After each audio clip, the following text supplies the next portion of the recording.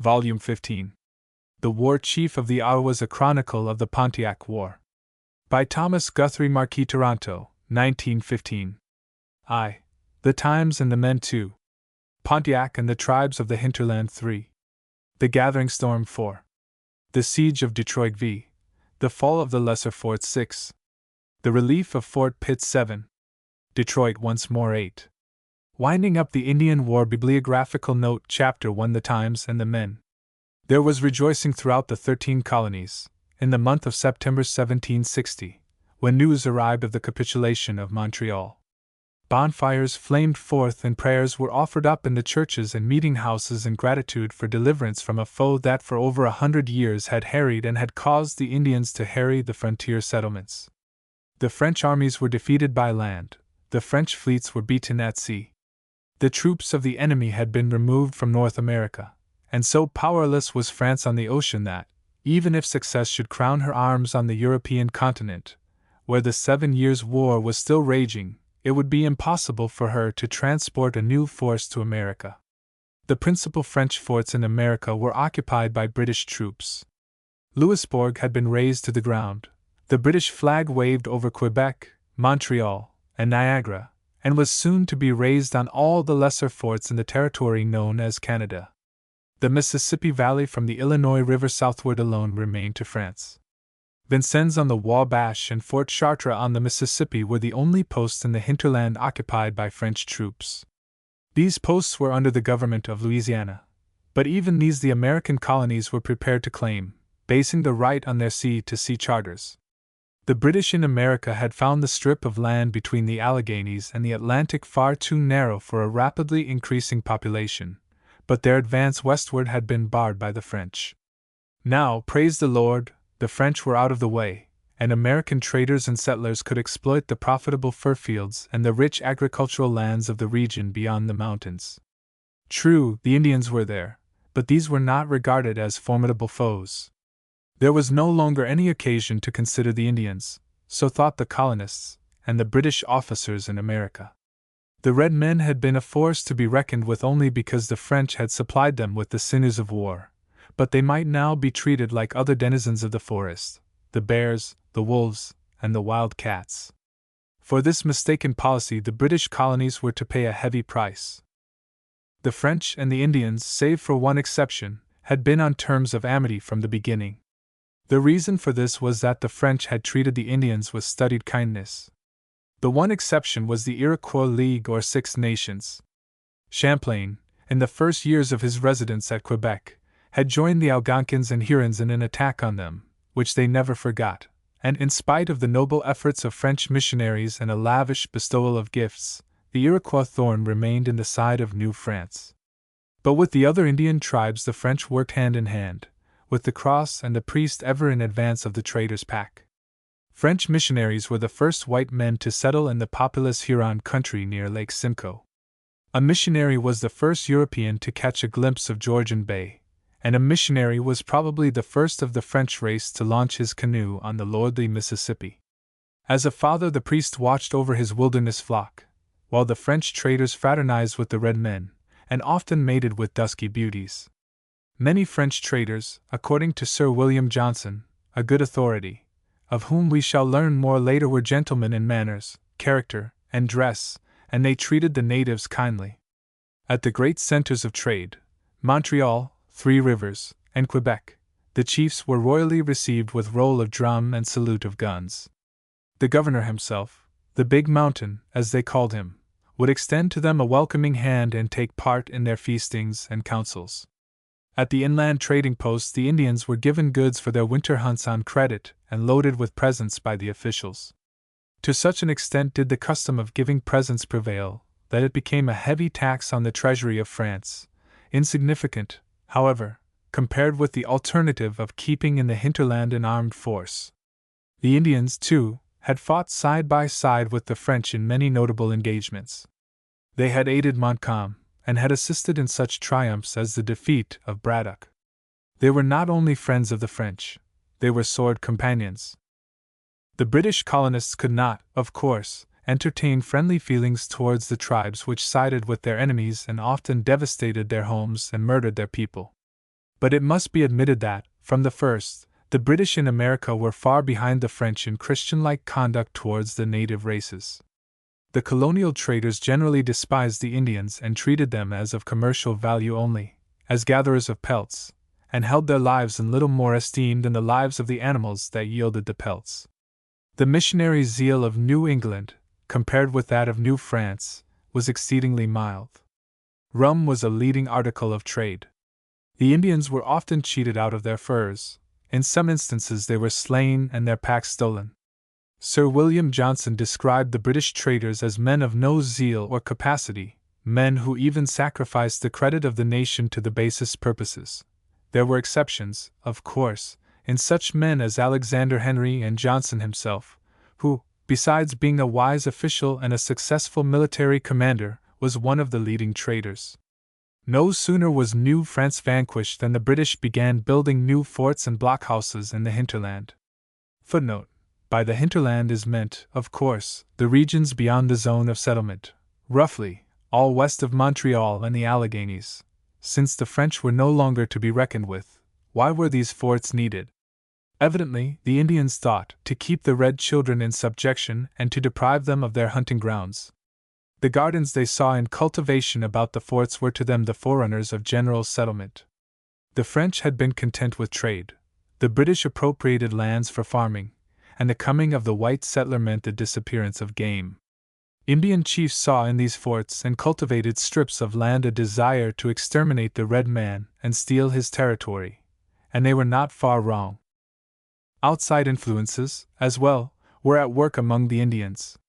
Soon after the French armies departed, the inhabitants along the St. Lawrence had learned to welcome the change of government. They were left to cultivate their farms in peace. The tax-gatherer was no longer squeezing from them their last so as in the days of Bigot, nor were their sons, whose labor was needed on the farms and in the workshops, forced to take up arms. They had peace and plenty, and were content. But in the hinterland it was different. At Detroit, Michilimackinac, and other forts were French trading communities, which, being far from the seat of war and government, were slow to realize that they were no longer subjects of the French king. Hostile themselves, these French traders naturally encouraged the Indians in an attitude of hostility to the incoming British. They said that a French fleet and army were on their way to Canada to recover the territory. Even if Canada were lost, Louisiana was still French, and if only the British could be kept out of the West, the trade that had hitherto gone down the St. Lawrence might now go by way of the Mississippi. The commander-in-chief of the British forces in North America, Sir Geoffrey Amherst, despised the red men.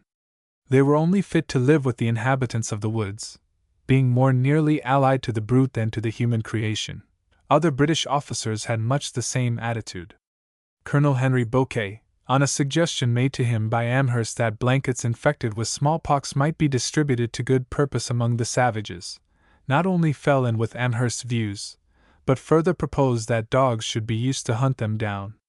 "You will do well," Amherst wrote to Bouquet, "to try to inoculate the Indians by means of blankets as well as to try every other method that can serve to extirpate this execrable race. I should be very glad if your scheme for hunting them down by dogs could take effect, but England is at too great a distance to think of that at present," and Major Henry Gladwin, who, as we shall see, gallantly held Detroit through months of trying siege, thought that the unrestricted sale of rum among the Indians would extirpate them more quickly than powder and shot, and at less cost.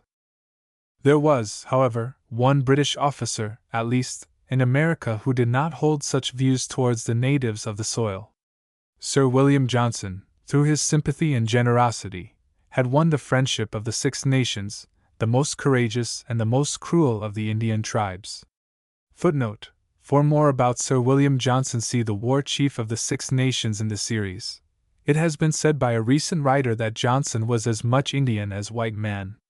Footnote: Lucas's A History of Canada, 1763–1812, page 58.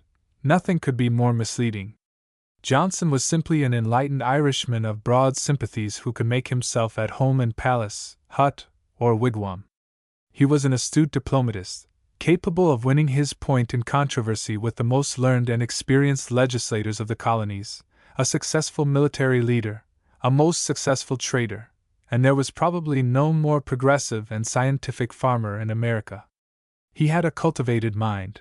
The orders he sent to London for books show that he was something of a scholar, and in his leisure moments given to serious reading. His advice to the Lords of Trade regarding colonial affairs was that of a statesman. He fraternized with the Dutch settlers of his neighborhood and with the Indians wherever he found them. At Detroit, in 1761, he entered into the spirit of the French settlers and joined with enthusiasm in their feasts and dances. He was one of those rare characters who can be all things to all men and yet keep an untarnished name. The Indians loved him as a firm friend, and his home was to them Liberty Hall.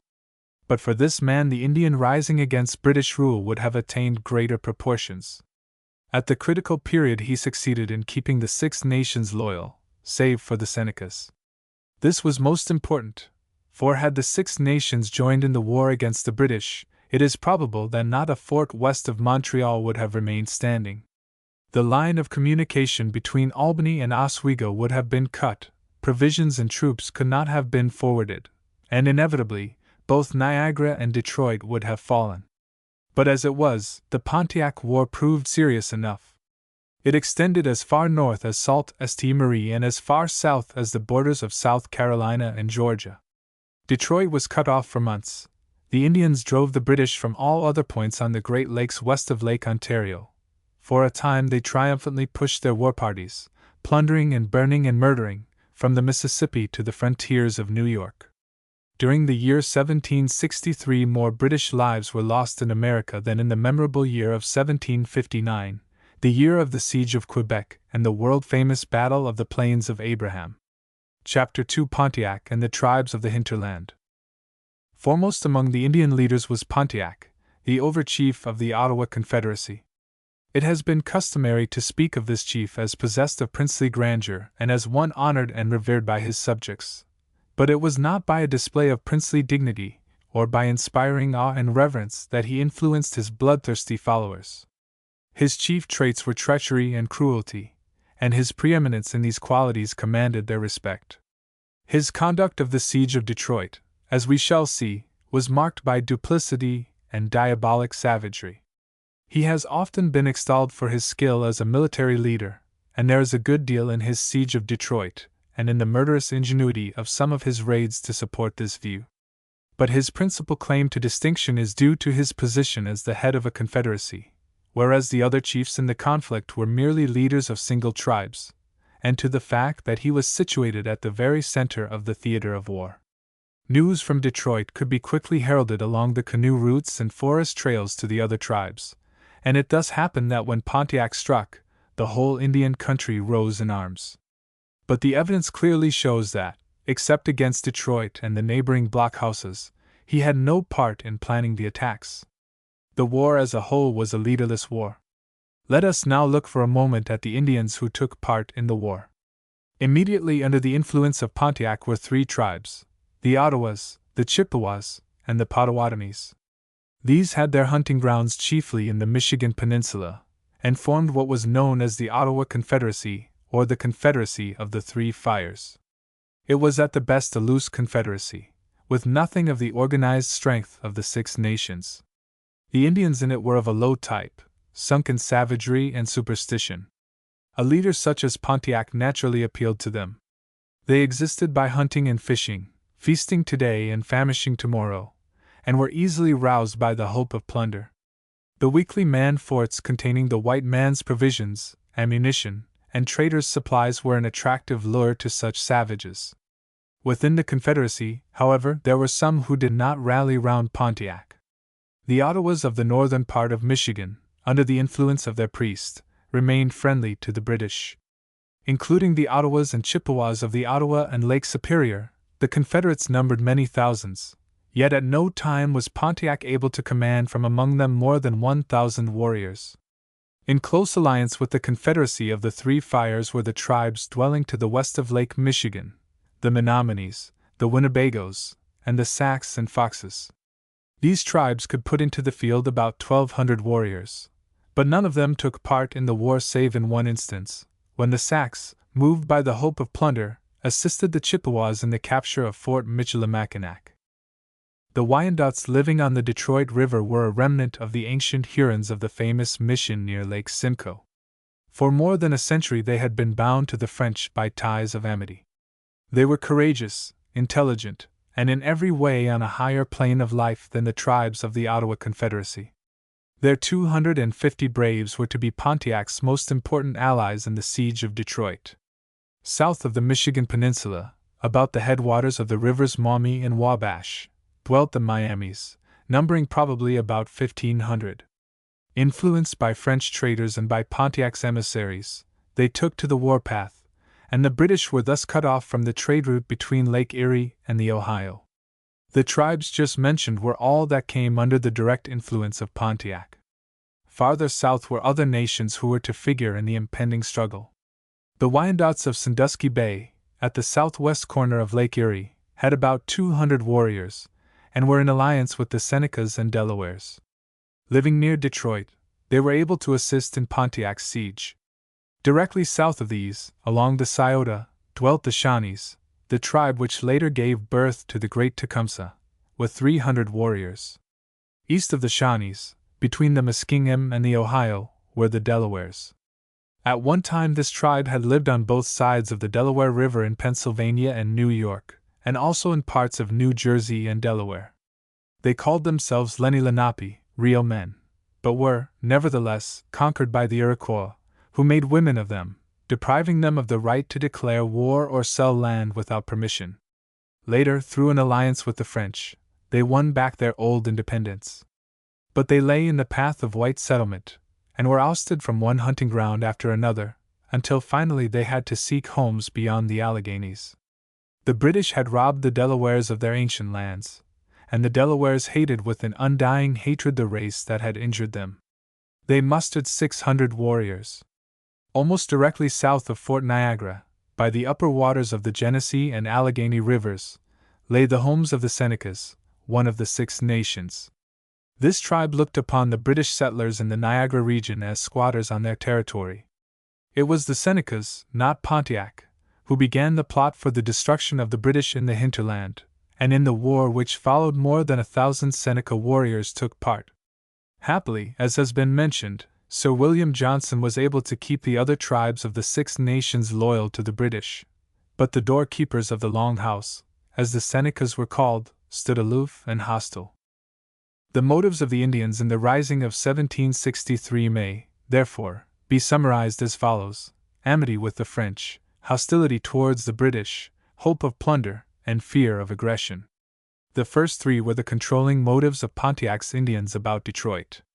They called it the Beaver War. To them it was a war on behalf of the French traders, who loaded them with gifts, and against the British, who drove them away empty-handed. But the Senecas and the Delawares, with their allies of the Ohio Valley, regarded it as a war for their lands. Already the Indians had been forced out of their hunting grounds in the valleys of the Juniata and the Susquehanna. The Ohio Valley would be the next to go, unless the Indians went on the warpath. The chiefs there had good reason for alarm. Not so Pontiac at Detroit, because no settlers were invading his hunting grounds. And it was for this lack of a strong motive that Pontiac's campaign, as will hereafter appear, broke down before the end of the war, that even his own Confederates deserted him, and that, while the Senecas and Delawares were still holding out, he was wandering through the Indian country in a vain endeavor to rally his scattered warriors. Chapter 3: The Gathering Storm. When Montreal capitulated, and the whole of Canada passed into British hands, it was the duty of Sir Geoffrey Amherst, the Commander-in-Chief, to arrange for the defense of the country that had been wrested from France. General Gage was left in command at Montreal, Colonel Burton at Three Rivers, and General Murray at Quebec. Amherst himself departed for New York in October, and never again visited Canada. Meanwhile provision had been made, though quite inadequate, to garrison the long chain of forts. See the accompanying map. Except for these forts or trading posts, the entire region west of Montreal was at this time practically an unbroken wilderness. There were on the north shore of the St. Lawrence a few scattered settlements, on Isle Perrot and at Vaudreuil, and on the south shore at the Cedars and Chateauguay, but anything like continuity of settlement westward ceased with the island of Montreal. that had been established by the French in the vaguely defined Indian Territory to the west. The fortunes of war had already given the British command of the eastern end of this chain. Fort Levis, on what is now Chimney Island, a few miles east of Ogdensburg, had been captured. Fort Frontenac had been destroyed by Bradstreet, and was left without a garrison. British troops were in charge of Fort Oswego, which had been built in 1759. Niagara, the strongest fort on the Great Lakes, had been taken by Sir William Johnson. Near it were two lesser forts, one at the foot of the rapids, where Lewiston now stands, and the other, Fort Schlosser, on the same side of the river, above the falls. Forts Presqu'Isle, Le Boeuf, and Venango, on the trade route between Lake Erie and Fort Pitt itself, were also occupied. But all west of Fort Pitt was to the British unknown country. Sandusky, at the southwest end of Lake Erie, Detroit, guarding the passage between Lakes Erie and St. Clair, Miami and Ouiatenon, on the trade route between Lake Erie and the Wabash, Michilimackinac, at the entrance to Lake Michigan, Green Bay, La Bay, at the southern end of Green Bay, St. Joseph, on Lake Michigan, Sault Ste. Marie, at the entrance to Lake Superior, all were still commanded by French officers, as they had been under New France. The task of raising the British flag over these forts was entrusted to Major Robert Rogers of New England, who commanded Rogers's Rangers, a famous body of Indian fighters. On September 13, 1760, with 200 Rangers and 15 whaleboats, Rogers set out from Montreal. On November 7 the contingent without mishap reached a river named by Rogers the Chogage, evidently the Cuyahoga, on the south shore of Lake Erie. Here the troops landed, probably on the site of the present city of Cleveland, and Rogers was visited by a party of Ottawa Indians, whom he told of the conquest of Canada and of the retirement of the French armies from the country. He added that his force had been sent by the commander-in-chief to take over for their father, the King of England, the western post still held by French soldiers. He then offered them a peace belt, which they accepted, and requested them to go with him to Detroit to take part in the capitulation and see the truth of what he had said. They promised to give him an answer next morning. The calumet was smoked by the Indians and the officers in turn, but a careful guard was kept, as Rogers was suspicious of the Indians. In the morning, however, they returned with a favorable reply, and the younger warriors of the band agreed to accompany their new friends. Owing to stormy weather nearly a week passed, the Indians keeping the camp supplied with venison and turkey, for which Rogers paid them liberally, before the party, on November 12, moved forward towards Detroit. Detroit was at this time under the command of the Sieur de Bellester or Bellester. This officer had been in charge of the post since 1758 and had heard nothing of the surrender of Montreal. Rogers, to pave the way, sent one of his men in advance with a letter to Bellester notifying him that the western posts now belonged to King George and informing him that he was approaching with a letter from the Marquis de Vaudreuil and a copy of the capitulation. Bellester was irritated. The French armies had been defeated and he was about to lose his post.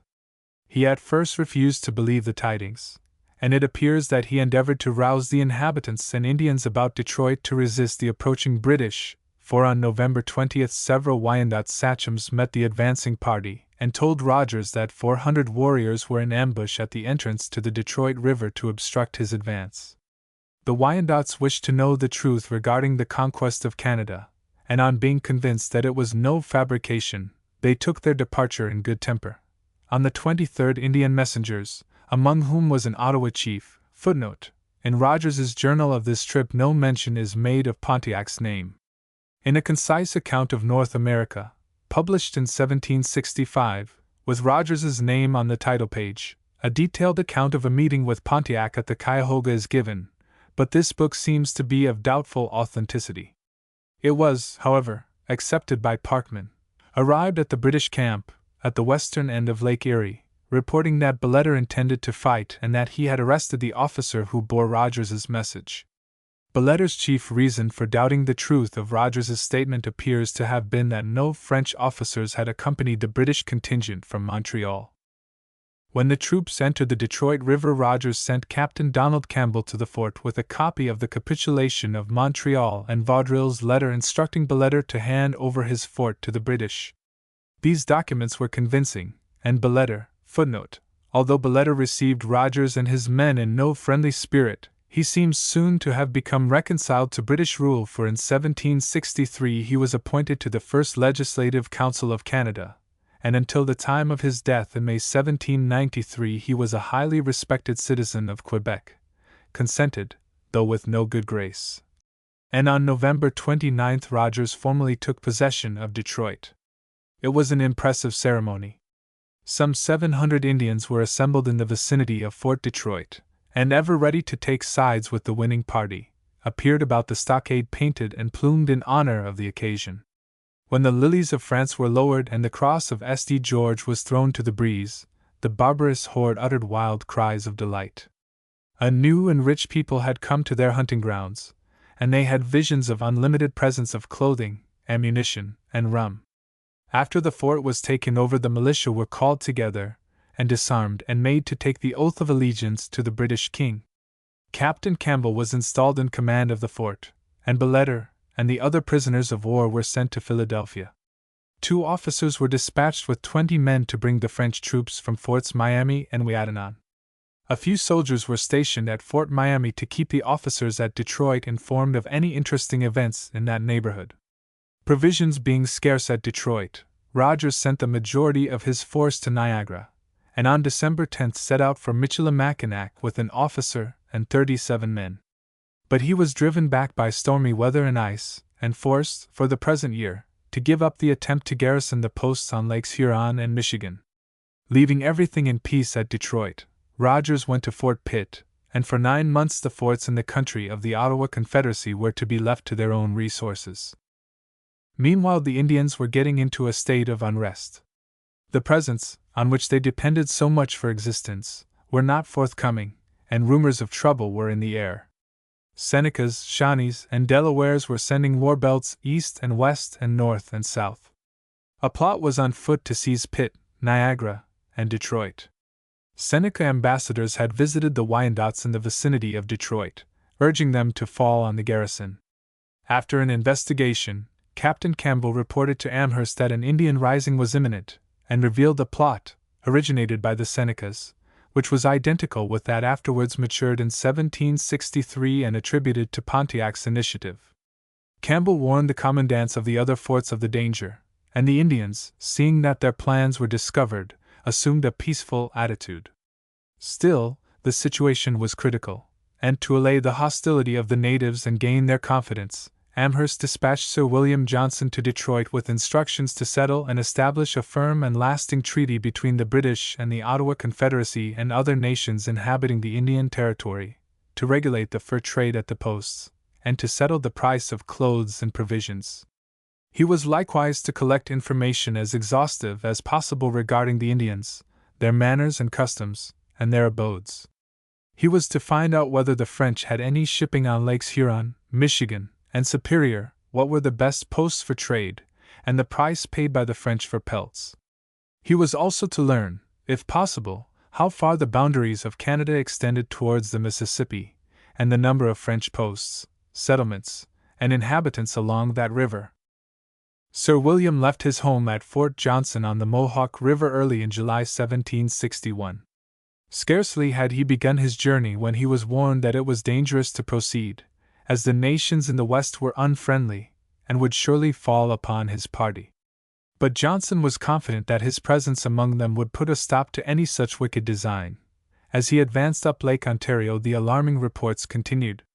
The Senecas, who had already stolen horses from the whites and taken prisoners, had been sending ambassadors abroad, endeavoring to induce the other nations to attack the British. Johnson learned, too, that the Indians were being cheated in trade by British traders, that at several posts they had been roughly handled, very often without cause, that their women were taken from them by violence, and that they were hindered from hunting and fishing on their own grounds near the posts, even what they did catch or kill being taken from them. He heard, too, that Seneca and Ottawa warriors had been murdered by whites near Forts Pitt and Venango. At Niagara he was visited by Seneca chiefs, who complained that one of their warriors had been wounded nearby and that 4 horses had been stolen from them.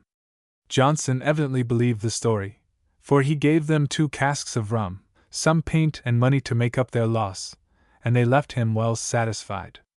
On Lake Erie, stories of the hostility of the Indians multiplied. They were ready to revolt.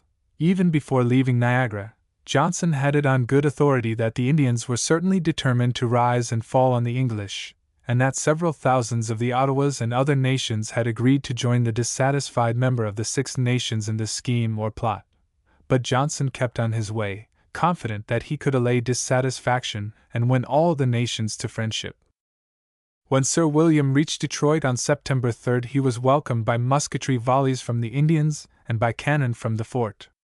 His reputation as the great superintendent of Indian affairs, the friend of the red man, had gone before him, and he was joyously received, and at once given quarters in the house of the former commandant of Detroit, Beletter.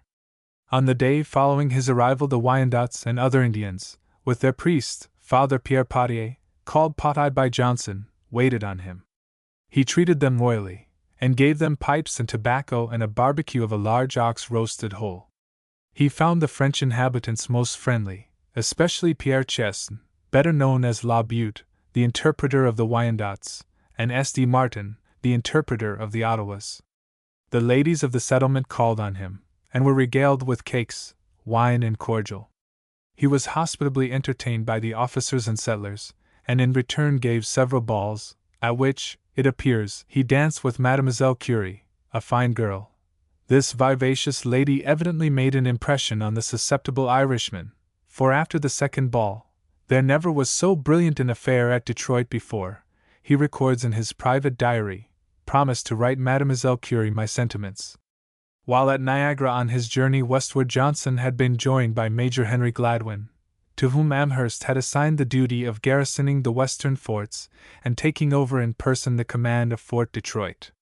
Gladwin had left Niagara a day or 2 in advance of Johnson, but on the way to his new command he had been seized with severe fever and ague and totally incapacitated for duty.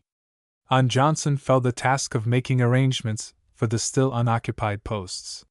He did the work with his customary promptitude and thoroughness, and by September 10 had dispatched men of Gage's light infantry and of the Royal Americans from Detroit for Michilimackinac, Green Bay, and St. Joseph. The chiefs of the various tribes had flocked to Detroit to confer with Sir William. He won them all by his honeyed words and liberal distribution of presents. He was told that his presence had made the sun and sky bright and clear, the earth smooth and level, the roads all pleasant, and they begged that he would continue in the same friendly disposition towards them and they would be a happy people. His work completed, Johnson set out, September 19, on his homeward journey, leaving behind him the promise of peace in the Indian Territory. Footnote: It is remarkable that Johnson in his private diary, or in his official correspondence, makes no mention of Pontiac. The Ottawa chief apparently played no conspicuous part in the plots of 1761 and 1762. For the time being, Johnson's visit to Detroit had a salutary effect, and the year 1761 terminated with only slight signs of unrest among the Indians. But in the spring of 1762 the air was again heavy with threatening storm. The Indians of the Ohio Valley were once more sending out their war belts and bloody hatchets. In several instances Englishmen were murdered and scalped, and horses were stolen. The Shawnees and Delawares held British prisoners whom they refused to surrender. By Amherst's orders presents were withheld. Until they surrendered all prisoners and showed a proper spirit towards the British, he would suppress all gifts, in the belief that a due observance of this alone will soon produce more than can ever be expected from bribing them. The reply of the Shawnees and Delawares to his orders was stealing horses and terrorizing traders. Sir William Johnson and his assistant in office, George Croghan, warned Amherst of the danger he was running in rousing the hatred of the savages. Croghan in a letter to Bouquet said, "I do not approve of General Amherst's plan of distressing them too much, as in my opinion they will not consider consequences if too much distressed, though Sir Geoffrey thinks they will." Although warnings were pouring in upon him, Amherst was of the opinion that there was no necessity for any more at the several posts than are just enough to keep up the communication. There being nothing to fear from the Indians in our present circumstances, to Sir William Johnson he wrote that it was not in the power of the Indians to effect anything of consequence. In the spring of 1763 the war cloud was about to burst, but in remote New York the commander-in-chief failed to grasp the situation, and turned a deaf ear to those who warned him that an Indian war with all its horrors was inevitable. These vague rumors, as Amherst regarded them, of an imminent general rising of the western tribes, took more definite form as the spring advanced. Towards the end of March, Lieutenant Edward Jenkins, the commandant of Fort Ouiatenon, learned that the French traders had been telling the Indians that the British would all be prisoners in a short time. But what caused most alarm was information from Fort Miami of a plot for the capture of the forts and the slaughter of the garrisons. A war belt was received by the Indians residing near the fort, and with it came the request that they should hold themselves in readiness to attack the British. Robert Holmes, the commandant of Fort Miami, managed to secure the bloody belt and sent it to Gladwin. Footnote: Gladwin's illness in 1761 proved so severe that he had to take a journey to England to recuperate, but he was back in Detroit as commandant in August 1762, who in turn sent it to Amherst. News had now reached the Ohio tribes of the Treaty of Paris, but the terms of this treaty had only increased their unrest. On April 30, 1763, Croghan wrote to Amherst that the Indians were uneasy since so much of North America was ceded to Great Britain, holding that the British had no right in their country. The peace, added Croghan, and hearing so much of this country being given up has thrown them into confusion and prevented them bringing in their prisoners this spring as they promised. Amherst's reply was, whatever idle notions they may entertain in regard to the cessions made by the French crown can be of very little consequence. On April 20 Gladwin, though slow to see danger, wrote to Amherst, They, the Indians, say we mean to make slaves of them by taking so many posts in the country, and that they had better attempt something now to recover their liberty than wait till we are better established. Even when word that the Indians were actually on the warpath reached Amherst, he still refused to believe it a serious matter, and delayed making preparations to meet the situation. It was, according to him, a rash attempt of that turbulent tribe the Senecas, and again, he was persuaded this alarm will end in nothing more than a rash attempt of what the Senecas have been threatening. 8 British forts in the west were captured and the frontiers of the colonies bathed in blood before he realized that the affair of the Indians was more general than they apprehended. The Indians were only waiting for a sudden, bold blow at some one of the British posts, and on the instant they would be on the warpath from the shores of Lake Superior to the borders of the southernmost colonies of Great Britain. The blow was soon to be struck. Pontiac's warbelts had been sent broadcast, and the nations who recognized him as overchief were ready to follow him to the slaughter. Detroit was the strongest position to the west of Niagara. It contained an abundance of stores, and would be a rich prize. As Pontiac yearly visited this place during the trading season, he knew the locality well and was familiar with the settlers, the majority of whom were far from being friendly to the British. Against Detroit he would lead the warriors, under the pretense of winning back the country for the French. In the spring of 1763, instead of going direct to his usual camping place, an island in Lake St. Clair, Pontiac pitched his wigwam on the bank of the river Courses, 10 miles south of Detroit, and here awaited the tribes whom he had summoned to a council to be held on the 15th of the moon, the 27th of April. And at the appointed time nearly 500 warriors, Ottawas, Potawatomis, Chippewas, and Wyandots, with their squaws and papooses, had gathered at the meeting place, petty tribal jealousies and differences being laid aside in their common hatred of the dogs dressed in red, the British soldiers. When the council assembled, Pontiac addressed them with fiery words. The Ottawa chief was at this time about 50 years old. He was a man of average height, of darker hue than is usual among Indians, lithe as a panther, his muscles hardened by forest life and years of warfare against Indian enemies and the British. Like the rush of a mountain torrent the words fell from his lips. His speech was one stream of denunciation of the British. In trade they had cheated the Indians, robbing them of their furs, overcharging them for the necessaries of life, and heaping insults and blows upon the red men, who from the French had known only kindness. The time had come to strike. As he spoke he flashed a red and purple wampum belt before the gaze of the excited braves. This, he declared, he had received from their father the King of France, who commanded his red children to fight the British. Holding out the belt, he recounted with wild words and vehement gestures the victories gained in the past by the Indians over the British, and as he spoke the blood of his listeners pulsed through their veins with battle ardor. To their hatred and sense of being wronged he had appealed, and he saw that every warrior present was with him, but his strongest appeal was to their superstition. In spite of the fact that French missionaries had been among them for a century, they were still pagan, and it was essential to the success of his project that they should believe that the Master of Life favored their cause. He told them the story of a wolf, Delaware, Indian who had journeyed to heaven and talked with the Master of Life, receiving instructions to tell all the Indians that they were to drive out and make war upon the dogs clothed in red who will do you nothing but harm. When he had finished, such chiefs as Nineveh of the Chippewas and Taki of the Wyandots, the Bad Hurons, as the writer of the Pontiac manuscript describes them to distinguish them from Father Potier's flock, spoke in similar terms. Every warrior present shouted his readiness to go to war, and before the council broke up it was agreed that in 4 days Pontiac should go to the fort with his young men for a peace dance in order to get information regarding the strength of the place.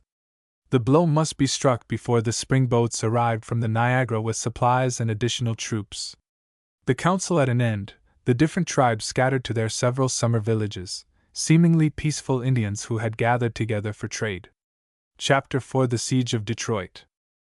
At the time of the Pontiac outbreak there were in the vicinity of Fort Detroit between 1,000 and 2,000 white inhabitants.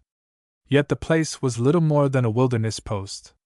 The settlers were cut off from civilization and learned news of the great world outside only in the spring, when the traders' boats came with supplies. They were out of touch with Montreal and Quebec, and it was difficult for them to realize that they were subjects of the hated King of England. They had not lost their confidence that the armies of France would yet be victorious and sweep the British from the Great Lakes, and in this opinion they were strengthened by traders from the Mississippi, who came among them. But the change of rulers had made little difference in their lives. The majority of them were employed by traders, and the better class contentedly cultivated their narrow farms and traded with the Indians who periodically visited them. The settlement was widely scattered, extending along the east shore of the Detroit River for about 8 miles from Lake St. Clair, and along the west shore for about 6 miles, 4 above and 2 below the fort. On either side of the river the fertile fields and the long row of whitewashed, low-built houses, with their gardens and orchards of apple and pear trees, fenced about with rounded pickets, presented a picture of peace and plenty. The summers of the inhabitants were enlivened by the visits of the Indians and the traders, and in winter they light-heartedly whiled away the tedious hours with gossip and dance and feast, like the habitants along the Richelieu and the St. Lawrence. The militia of the settlement, as we have seen, had been deprived of their arms at the taking over of Detroit by Robert Rogers, and for the most part the settlers maintained a stolid attitude towards their conquerors, from whom they suffered no hardship and whose rule was not galling. The British had nothing to fear from them. But the Indians were a force to be reckoned with. There were 3 Indian villages in the vicinity: the Wyandot, on the east side of the river, opposite the fort; the Ottawa, 5 miles above, opposite Isle Cochon, Belle Isle; and the Potawatomi about 2 miles below the fort on the west shore. The Ottawas here could muster 200 warriors, the Potawatomis about 150, and the Wyandots 250, while near at hand were the Chippewas, 320 strong. Pontiac, although head chief of the Ottawas, did not live in the village, but had his wigwam on Isle La Peche, at the outlet of Lake St. Clair, a spot where whitefish abounded. Here he dwelt with his squaws and papooses, not in grandeur, but in squalid savagery. Between the Indians and the French there existed a most friendly relationship, many of the habitants, indeed, having Indian wives. Near the center of the settlement, on the west bank of the river, about 20 miles from Lake Erie, stood Fort Detroit, a miniature town. It was in the form of a parallelogram and was surrounded by a palisade 25 feet high. According to a letter of an officer, the walls had an extent of over 1,000 paces. At each corner was a bastion, and over each gate a blockhouse. Within the walls were about 100 houses, the little Catholic church of St. Anne's, a council house, officers' quarters, and a range of barracks. Save for one or two exceptions, the buildings were of wood, thatched with bark or straw, and stood close together. The streets were exceedingly narrow, but immediately within the palisade a wide road extended round the entire village. The spiritual welfare of the French and Indian Catholics in the garrison was looked after by Father Pontiac, a Jesuit, whose mission was in the Wyandotte village, and by Father Bouquet, a Recollet, who lived within the fort. Major Henry Gladwin was in command. He had 120 soldiers, and 2 armed schooners, the Gladwin and the Beaver, were in the river nearby.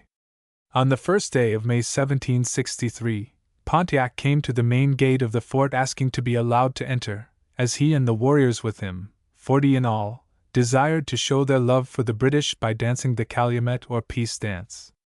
Gladwin had not the slightest suspicion of evil intent, and readily admitted them. The savages selected a spot in front of the officers' houses, and 30 of them went through their grotesque movements, shouting and dancing to the music of the Indian drum, and all the while waving their calumets in token of friendship. While the dancers were thus engaged, the remaining 10 of the party were busily employed in surveying the fort, noting the number of men and the strength of the palisades.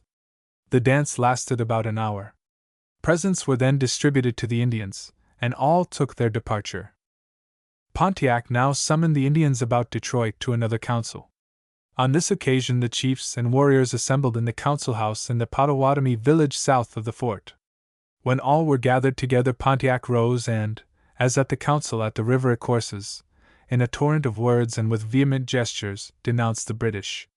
He declared that under the new occupancy of the forts in the Indian country the red men were neglected and their wants were no longer supplied as they had been in the days of the French, that exorbitant prices were charged by the traders for goods, that when the Indians were departing for their winter camps to hunt for furs they were no longer able to obtain ammunition and clothing on credit, and finally, that the British desired the death of the Indians, and it was therefore necessary as an act of self-preservation to destroy them. He once more displayed the war belt that he pretended to have received from the King of France. This belt told him to strike in his own interest and in the interest of the French. He closed his speech by saying that he had sent belts to the Chippewas of Saginaw and the Ottawas of Michilimackinac and of the river La Tranche, the Thames.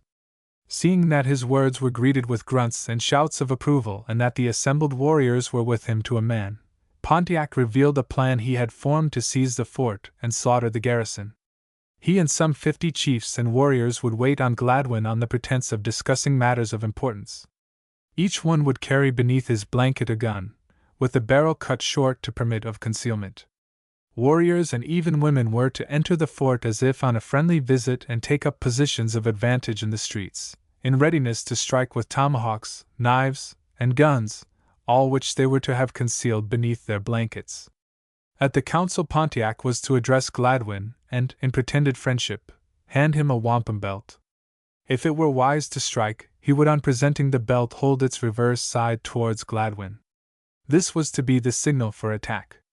Instantly blankets were to be thrown aside and the officers were to be shot down.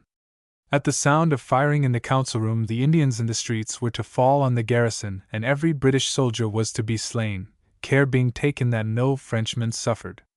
The plan, by its treachery, and by its possibilities of slaughter and plunder, appealed to the savages, and they dispersed to make preparations for the morning of the 7th, the day chosen for carrying out the murderous scheme. The plot was difficult to conceal. The aid of French blacksmiths had to be sought to shorten the guns. Moreover, the British garrison had some friends among the Indians. Scarcely had the plot been matured when it was discussed among the French, and on the day before the intended massacre it was revealed to Gladwin.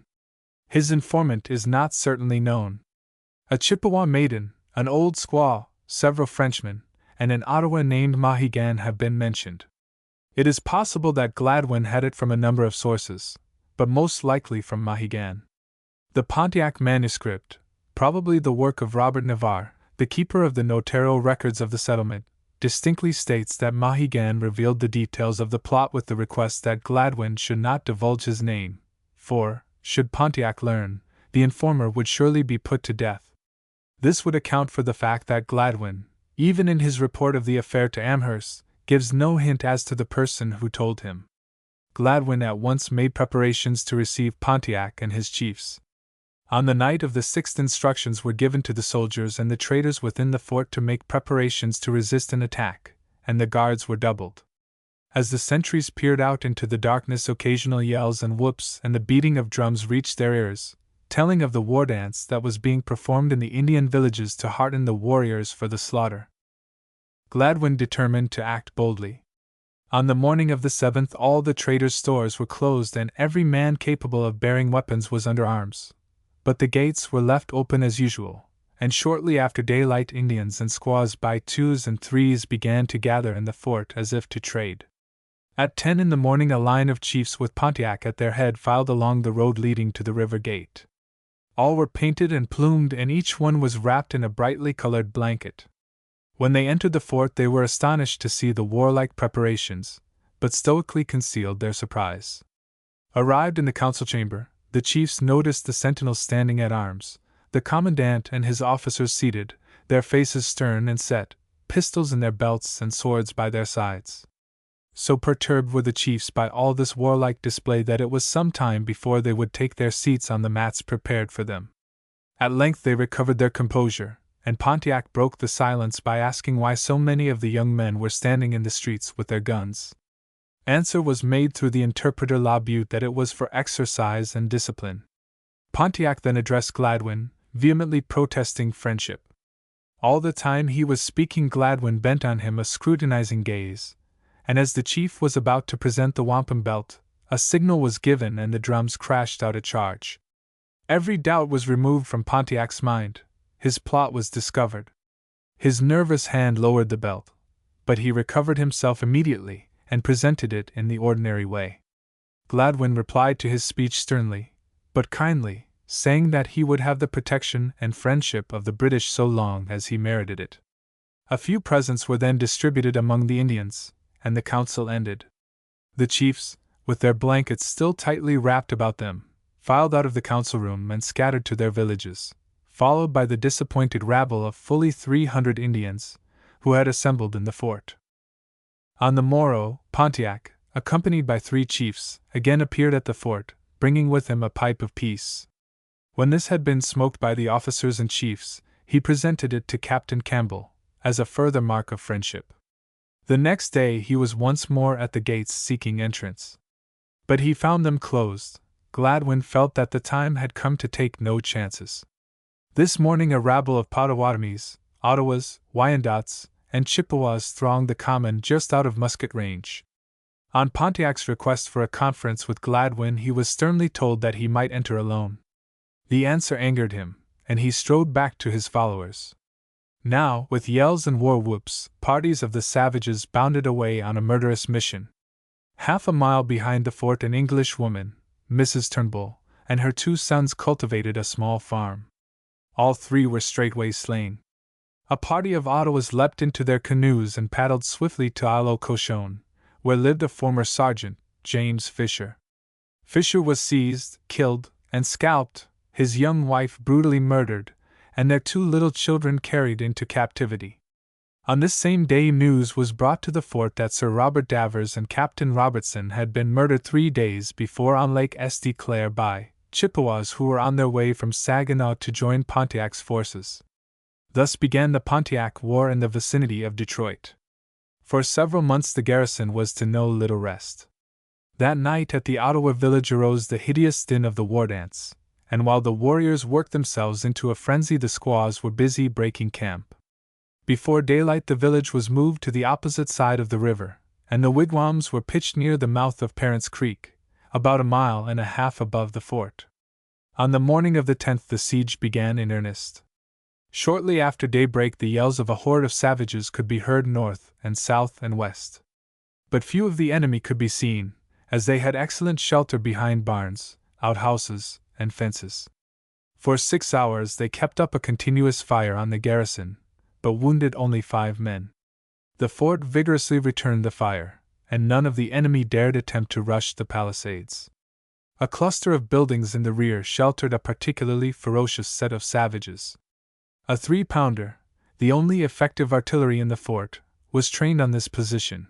Spikes were bound together with wire, heated red-hot, and fired at the buildings.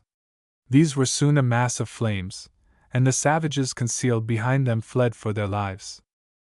Presently the Indians grew tired of this useless warfare and withdrew to their villages. Gladwin, thinking that he might bring Pontiac to terms, sent La Butte to ask the cause of the attack and to say that the British were ready to redress any wrongs from which the Indians might be suffering. La Butte was accompanied by Jean-Baptiste Chapotin, a captain of the militia and a man of some importance in the fort, and Jacques Godfrey, a trader and likewise an officer of militia. It may be noted that Godfrey's wife was the daughter of a Miami chief. The ambassadors were received in a friendly manner by Pontiac, who seemed ready to cease hostilities. La Butte returned to the fort with some of the chiefs to report progress. But when he went again to Pontiac, he found that the Ottawa chief had made no definite promise. It seems probable, judging from their later actions, that Chapotin and Godfrey had betrayed Gladwin and urged Pontiac to force the British out of the country. Pontiac now requested that Captain Donald Campbell, who had been in charge of Detroit before Gladwin took over the command, should come to his village to discuss terms. Campbell was confident that he could pacify the Indians, and accompanied by Lieutenant George McDougall, he set out along the river road for the Ottawas' encampment at Parent's Creek. As the two officers crossed the bridge at the mouth of the creek, they were met by a savage crowd, men, women, and children, armed with sticks and clubs. The mob rushed at them with yells and threatening gestures, and were about to fall on the officers when Pontiac appeared and restored order. A council was held, but as Campbell could get no satisfaction, he suggested returning to the fort. Thereupon Pontiac remarked, "My father will sleep tonight in the lodges of his red children." Campbell and McDougall were given good quarters in the house of Jean-Baptiste Marquis. For nearly 2 months they were to be kept close prisoners. So far only part of the Wyandots had joined Pontiac. Father Potier had been trying to keep his flock neutral. But on the 11th Pontiac crossed to the Wyandot village, and threatened it with destruction if the warriors did not take up the tomahawk. On this compulsion they consented, no doubt glad of an excuse to be rid of the discipline of their priest. Another attack on the fort was made, this time by about 600 Indians, but it was as futile as the one of the earlier day. Pontiac now tried negotiation. He summoned Gladwin to surrender, promising that the British should be allowed to depart unmolested on their vessels. The officers, knowing that their communications with the east were cut, that food was scarce, that a vigorous assault could not fail to carry the fort, urged Gladwin to accept the offer, but he sternly refused. He would not abandon Detroit while 1 pound of food and 1 pound of powder were left in the fort. Moreover, the treacherous conduct of Pontiac convinced him that the troops and traders as they left the fort would be plundered and slaughtered. He rejected Pontiac's demands, and advised him to disperse his people and save his ammunition for hunting. At this critical moment Detroit was undoubtedly saved by a French-Canadian. But for Jacques Baby, the grim spectre starvation would have stalked through the little fortress. Baby was a prosperous trader and merchant who, with his wife Suzanne Riom, lived on the east shore of the river, almost opposite the fort. He had a farm of 1,000 acres, 200 of which were under cultivation. His trading establishment was a low-built log structure 80 feet long by 20 wide.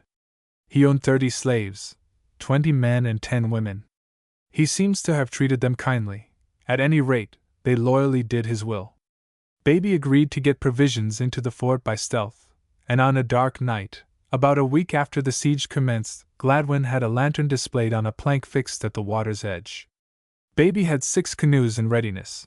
In each were stowed 2 quarters of beef, 3 hogs, and 6 bags of meal. All night long these canoes plied across the half-mile stretch of water, and by daylight sufficient food to last the garrison for several weeks had been delivered. From day to day the Indians kept up a desultory firing, while Gladwin took precautions against a long siege. Food was taken from the houses of the inhabitants, and placed in a common storehouse. Timber was torn from the walks and used in the construction of portable bastions, which were erected outside the fort. There being danger that the roofs of the houses would be ignited by means of fire arrows, the French inhabitants of the fort were made to draw water and store it in vessels at convenient points. Houses, fences, and orchards in the neighborhood were destroyed and leveled, so that skulking warriors could not find shelter. The front of the fort was comparatively safe from attack, for the schooners guarded the river gate, and the Indians had a wholesome dread of these floating fortresses. About the middle of the month the Gladwyns sailed down the Detroit to meet a convoy that was expected with provisions and ammunition from Fort Schlosser. At the entrance to Lake Erie, as the vessel lay becalmed in the river, she was suddenly beset by a swarm of savages in canoes, and Pontiac's prisoner, Captain Campbell, appeared in the foremost canoe, the savages thinking that the British would not fire on them for fear of killing him. Happily, a breeze sprang up and the schooner escaped to the open lake. There was no sign of the convoy, and the Gladwyns sailed for the Niagara, to carry to the officers their tidings of the Indian rising in the west. On May 30th the watchful sentries at Detroit saw a line of bateaux flying the British flag rounding a point on the east shore of the river. This was the expected convoy from Fort Schlosser, and the cannon boomed forth a welcome. But the rejoicings of the garrison were soon stilled. Instead of British cheers, wild war whoops resounded from the bateaux. The Indians had captured the convoy and were forcing their captives to row. In the foremost boat were 4 soldiers and 3 savages. Nearing the fortress, one of the soldiers conceived the daring plan of overpowering the Indian guard and escaping to the Beaver, which lay anchored in front of the fort. Seizing the nearest savage, he attempted to throw him into the river, but the Indians succeeded in stabbing him, and both fell overboard and were drowned. The other savages, dreading capture, leapt out of the boat and swam ashore. The bateau with the 3 soldiers in it reached the Beaver, and the provisions and ammunition it contained were taken to the fort. The Indians in the remaining bateaux, warned by the fate of the leading vessel, landed on the east shore, and marching their prisoners overland past the fort, they took them across the river to Pontiac's camp, where most of them were put to death with fiendish cruelty. The soldiers who escaped to the Beaver told the story of the ill-fated convoy. On May 13th, Lieutenant Abraham Coiler, totally ignorant of the outbreak of hostilities at Detroit, had left Fort Schlosser with 96 men in 10 bateaux. They had journeyed in leisurely fashion along the northern shore of Lake Erie, and by the 28th had reached Point Pelee, about 30 miles from the Detroit River. Here a landing was made, and while tents were being pitched, a band of painted savages suddenly darted out of the forest and attacked a man and a boy who were gathering wood. The man escaped, but the boy was tomahawked and scalped. Coiler drew up his men in front of the boats, and a sharp musketry fire followed between the Indians, who were sheltered by a thick wood, and the white men on the exposed shore. The raiders were Wyandots from Detroit, the most courageous and intelligent savages in the region. Seeing that Coiler's men were panic-stricken, they broke from their cover, with unusual boldness for Indians, and made a mad charge. The soldiers, completely unnerved by the savage yells and hurtling tomahawks, threw down their arms and dashed in confusion to the boats. 5 they succeeded in pushing off, and into these they tumbled without weapons of defense. Coiler himself was left behind wounded, but he waded out, and was taken aboard under a brisk fire from the shore. The Indians then launched 2 of the abandoned boats, rushed in pursuit of the fleeing soldiers, speedily captured 3 of the boats, and brought them ashore in triumph. The 2 others, in one of which was Coiler, hoisted sail and escaped. The Indians, as we have seen, brought the captured boats and their prisoners to Detroit. Coiler had directed his course to Sandusky, but finding the blockhouse there burned to the ground, he had rowed eastward to Presque Isle, and then hastened to Niagara to report the disaster. The siege of Detroit went on. Towards the middle of June, Jacques Baby brought word to the commandant that the Gladwyn was returning from the Niagara with supplies and men, and that the Indians were making preparations to capture her. A few miles below Detroit lay Fighting Island, between it and the east shore, Turkey Island. Here the savages had erected a breastwork, so carefully concealed that it would be difficult even for the keenest eyes to detect its presence. The vessel would have to pass within easy range of this barricade, and it was the plan of the Indians to dart out in their canoes as the schooner worked upstream, seize her, and slay her crew.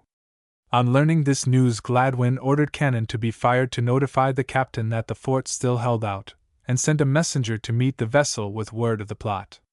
It happened that the Gladwyn was well manned and prepared for battle. On board was Coiler with 22 survivors of the ill-starred convoy, besides 28 men of Captain Hopkins's company. To deceive the Indians as to the number of men, all the crew and soldiers, save 10 or 12, were concealed in the hold. To invite attack, the vessel advanced boldly upstream, and at nightfall cast anchor in the narrow channel in front of Turkey Island. About midnight the Indians stealthily boarded their canoes and cautiously, but confidently, swept towards her with muffled paddles. The Gladwin was ready for them. Not a sound broke the silence of the night as the Indians approached the schooner, when suddenly the clang of a hammer against the mast echoed over the calm waters, the signal to the soldiers in the hold.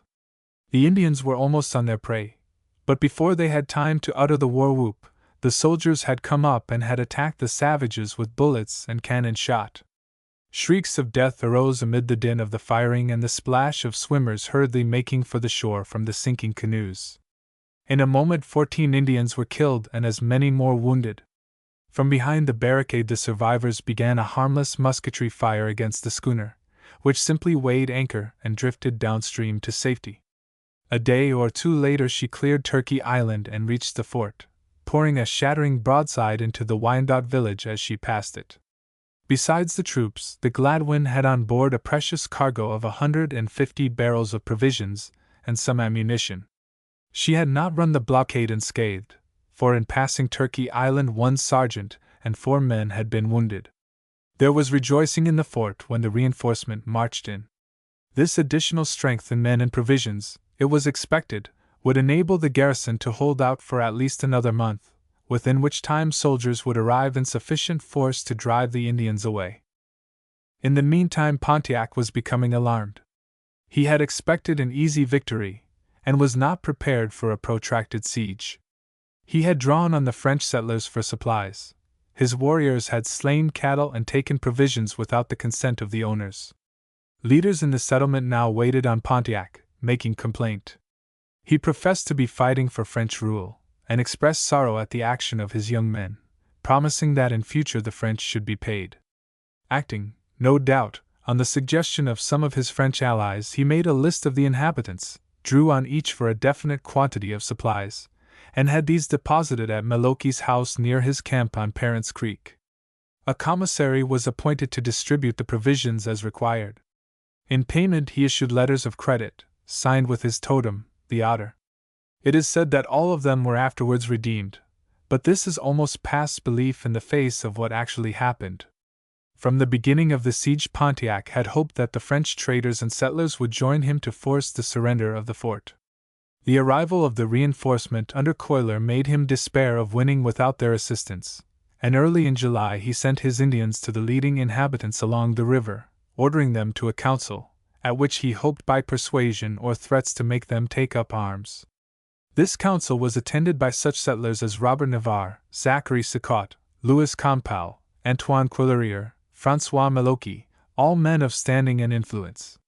In his address to them Pontiac declared, "If you are French, accept this war belt for yourselves, or your young men, and join us. If you are English, we declare war upon you." The Gladwin had brought news of the Peace of Paris between France and England. Many of the settlers had been hoping that success would crown the French arms in Europe and that Canada would be restored. Some of those at the council said that these articles of peace were a mere ruse on the part of Gladwin to gain time. Robert Navarre, who had published the articles of peace to the French and Indians, and several others were friendly to the British, but the majority of those present were unfriendly. Sicot told Pontiac that, while the heads of families could not take up arms, there were 300 young men about Detroit who would willingly join him. These words were probably intended to humor the chief, but there were those who took the belt and commenced recruiting among their fellows. The settlers who joined Pontiac were nearly all half-breeds or men mated with Indian wives. Others, such as Pierre Riem and Louis Campau, believing their lives to be in danger on account of their loyalty to the new rulers, sought shelter in the fort. By July 4th the Indians, under the direction of French allies, had strongly entrenched themselves and had begun a vigorous attack. But a force of about 60 men marched out from the fort, and drove them from the position. In the retreat 2 Indians were killed, and one of the pursuing soldiers, who had been a prisoner among the Indians and had learned the ways of savage warfare, scalped one of the fallen braves. The victim proved to be a nephew of the chief of the Saginaw Chippewas, who now claimed life for life, and demanded that Captain Campbell should be given up to him. According to the Pontiac manuscript, Pontiac acquiesced, and the Saginaw chief killed Campbell with a blow of his tomahawk, and after cast him into the river. Campbell's fellow prisoner McDougall, along with 2 others, had escaped to the fort some days before. The investment continued, although the attacks became less frequent. The schooners maneuvering in the river poured broadsides into the Indian villages, battering down the flimsy wigwams. Pontiac moved his camp from the mouth of Parents Creek to a position near a Lake St. Clair, out of range of their guns, and turned his thoughts to contrive some means of destroying the troublesome vessels. He had learned from the French of the attempt with fire ships against the British fleet at Quebec, and made trial of a similar artifice. Bateaux were joined together, loaded with inflammable material, ignited, and sent on their mission, but these fire ships floated harmlessly past the schooners and burnt themselves out. Then for a week the Indians worked on the construction of a gigantic fire raft, but nothing came of this ambitious scheme. It soon appeared that Pontiac was beginning to lose his hold on the Indians. About the middle of July, ambassadors from the Wyandots and Potawatomis came to the fort with an offer of peace, protesting, after the Indian manner, love and friendship for the British. After much parleying they surrendered their prisoners and plunder, but soon after, a temptation irresistible to their treacherous natures offered itself, and they were again on the warpath. Amherst at New York had at last been aroused to the danger, and Captain James Dalyell had set out from Fort Schlosser with 22 barges, carrying nearly 300 men, with cannon and supplies, for the relief of Detroit. The expedition skirted the southern shore of Lake Erie until it reached Sandusky. The Wyandot villages here were found deserted. After destroying them, Dalyell shaped his course for the Detroit River. Fortune favored the expedition. Pontiac was either ignorant of its approach or unable to mature a plan to check its advance. Through the darkness and fog of the night of July 28 the barges cautiously crept upstream, and when the morning sun of the 29th lifted the mist from the river they were in full view of the fort. Relief at last! The weary watching of months was soon to end. The band of the fort was assembled, and the martial airs of England floated on the morning breeze. Now it was that the Wyandots and Potawatomis, although so lately swearing friendship to the British, thought the opportunity too good to be lost. In passing their villages the barges were assailed by a musketry fire, which killed 2 and wounded 13 of Dalyell's men. But the soldiers, with muskets and swivels, replied to the attack, and put the Indians to flight. Then the barges drew up before the fort to the welcome of the anxious watchers of Detroit. The reinforcement was composed of men of the 55th and 8th regiments, and of 20 Rangers under Major Robert Rogers. Like their commander, Dalyell, many of them were experienced in Indian fighting and were eager to be at Pontiac and his warriors. Dalyell thought that Pontiac might be taken by surprise, and urged on Gladwin the advisability of an immediate advance. To this Gladwin was averse, but Dalyell was insistent, and won his point. By the following night all was in readiness. At 2 o'clock in the morning of the 31st the river gate was thrown open and about 250 men filed out. Heavy clouds hid both moon and stars, and the air was oppressively hot. The soldiers marched along the dusty road, guided by Baby and S.D. Martin, who had volunteered for the work. Not a sound save their own dull tramp broke the silence. On their right gleamed the calm river, and keeping pace with them were 2 large bateaux armed with swivels. Presently, as the troops passed the farmhouses, drowsy watchdogs caught the sound of marching feet and barked furiously. Pontiac's camp, however, was still far away. This barking would not alarm the Indians. But the soldiers did not know that they had been betrayed by a spy of Pontiac's within the fort, nor did they suspect that snake-like eyes were even then watching their advance. At length Parents Creek was reached, where a narrow wooden bridge spanned the stream a few yards from its mouth. The advance guard were halfway over the bridge, and the main body crowding after them, when, from a black ridge in front, the crackle of musketry arose, and half the advance guard fell. The narrow stream ran red with their blood, and ever after this night it was known as Bloody Run. On the high ground to the north of the creek a barricade of cordwood had been erected, and behind this and behind barns and houses and fences, and in the cornfields and orchards, Indians were firing and yelling like demons. The troops recoiled, but Dalyell rallied them. Again they crowded to the bridge. There was another volley and another pause. With reckless bravery the soldiers pressed across the narrow way and rushed to the spot where the musket flashes were seen. They won the height, but not an Indian was there. The musket flashes continued and war whoops sounded from new shelters. The bateaux drew up alongside the bridge, and the dead and wounded were taken on board to be carried to the fort. It was useless to attempt to drive the shifty savages from their lairs, and so the retreat was sounded. Captain Grant, in charge of the rear company, led his men back across the bridge while Dalyell covered the retreat, and now the fight took on a new aspect. As the soldiers retreated along the road leading to the fort, a destructive fire poured upon them from houses and barns, from behind fences, and from a newly dug cellar. With the river on their left, and with the enemy before and behind as well as on their sight, they were in danger of being annihilated. Grant ordered his men to fix bayonets. A dash was made where the savages were thickest, and they were scattered. As the fire was renewed, panic seized the troops. But Dalyell came up from the rear, and with shouts and threats and flat of sword restored order. Day was breaking, but a thick fog hung over the scene, under cover of which the Indians continued the attack. The house of Jacques Campau, a trader, sheltered a number of Indians who were doing most destructive work. Rogers and a party of his rangers attacked the house, and pounding in the doors, drove out their assailants. From Campau's house Rogers covered the retreat of Grant's company, but was himself in turn besieged. By this time the armed bateaux, which had borne the dead and wounded to the fort, had returned, and opening fire with their swivels on the Indians attacking Rogers, drove them off. The Rangers joined Grant's company, and all retreated for the fort. The shattered remnant of Dalyell's confident forces arrived at Fort Detroit at 8 in the morning, after 6 hours of marching and desperate battle, exhausted and crestfallen. Dalyell had been slain, an irreparable loss. The casualty list was 20 killed and 42 wounded. The Indians had suffered but slightly. However, they gained but little permanent advantage from the victory, as the fort had still about 300 effective men, with ample provisions and ammunition, and could defy assault and withstand a protracted siege. In this fight Chippewas and Ottawas took the leading part. The Wyandots had, however, at the sound of firing crossed the river, and the Potawatomis also had joined in the combat, in spite of the truce so recently made with Gladwin. At the Battle of Bloody Run at least 800 warriors were engaged in the endeavor to cut off Dalyell's men. There was rejoicing in the Indian villages, and more British scalps adorned the warriors' wigwams.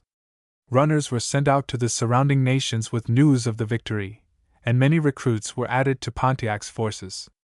Chapter 5: The Fall of the Lesser Forts. While Fort Detroit was withstanding Pontiac's hordes, the smaller forts and blockhouses scattered throughout the hinterland were faring badly. On the southern shore of Lake Erie, almost directly south of the Detroit River, stood Fort Sandusky, a rude blockhouse surrounded by a stockade. Here were about a dozen men, commanded by Ensign Christopher Pauley. The blockhouse could easily have been taken by assault, but such was not the method of the band of Wyandots in the neighborhood. They preferred treachery, and, under the guise of friendship, determined to destroy the garrison with no risk to themselves. On the morning of May 16, Pauley was informed that 7 Indians wished to confer with him. 4 of these were members of the Wyandot tribe, and 3 belonged to Pontiac's band of Ottawas. The Wyandots were known to Pauley, and as he had no news of the situation at Detroit, and no suspicion of danger to himself, he readily admitted them to his quarters. The Indians produced a calumet, and handed it to Pauley in token of friendship. As the pipe passed from lip to lip, a warrior appeared at the door of the room and raised his arm. It was the signal for attack. Immediately Pauley was seized by the Indians, 2 of whom had placed themselves on either side of him. At the same moment a war whoop rang out and firing began, and as Pauley was rushed across the parade ground he saw the bodies of several of his men, who had been treacherously slain.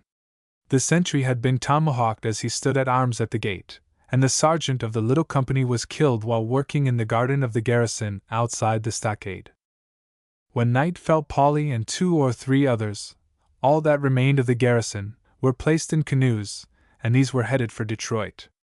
As the prisoners looked back over the calm waters of Sandusky Bay, they saw the blockhouse burst into flames.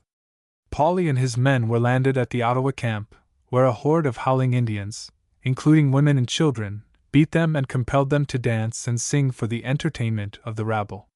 Preparations were made to torture Pauley to death at the stake, but an old squaw, who had recently lost her husband, was attracted by the handsome, dark-skinned young ensign, and adopted him in place of her deceased warrior.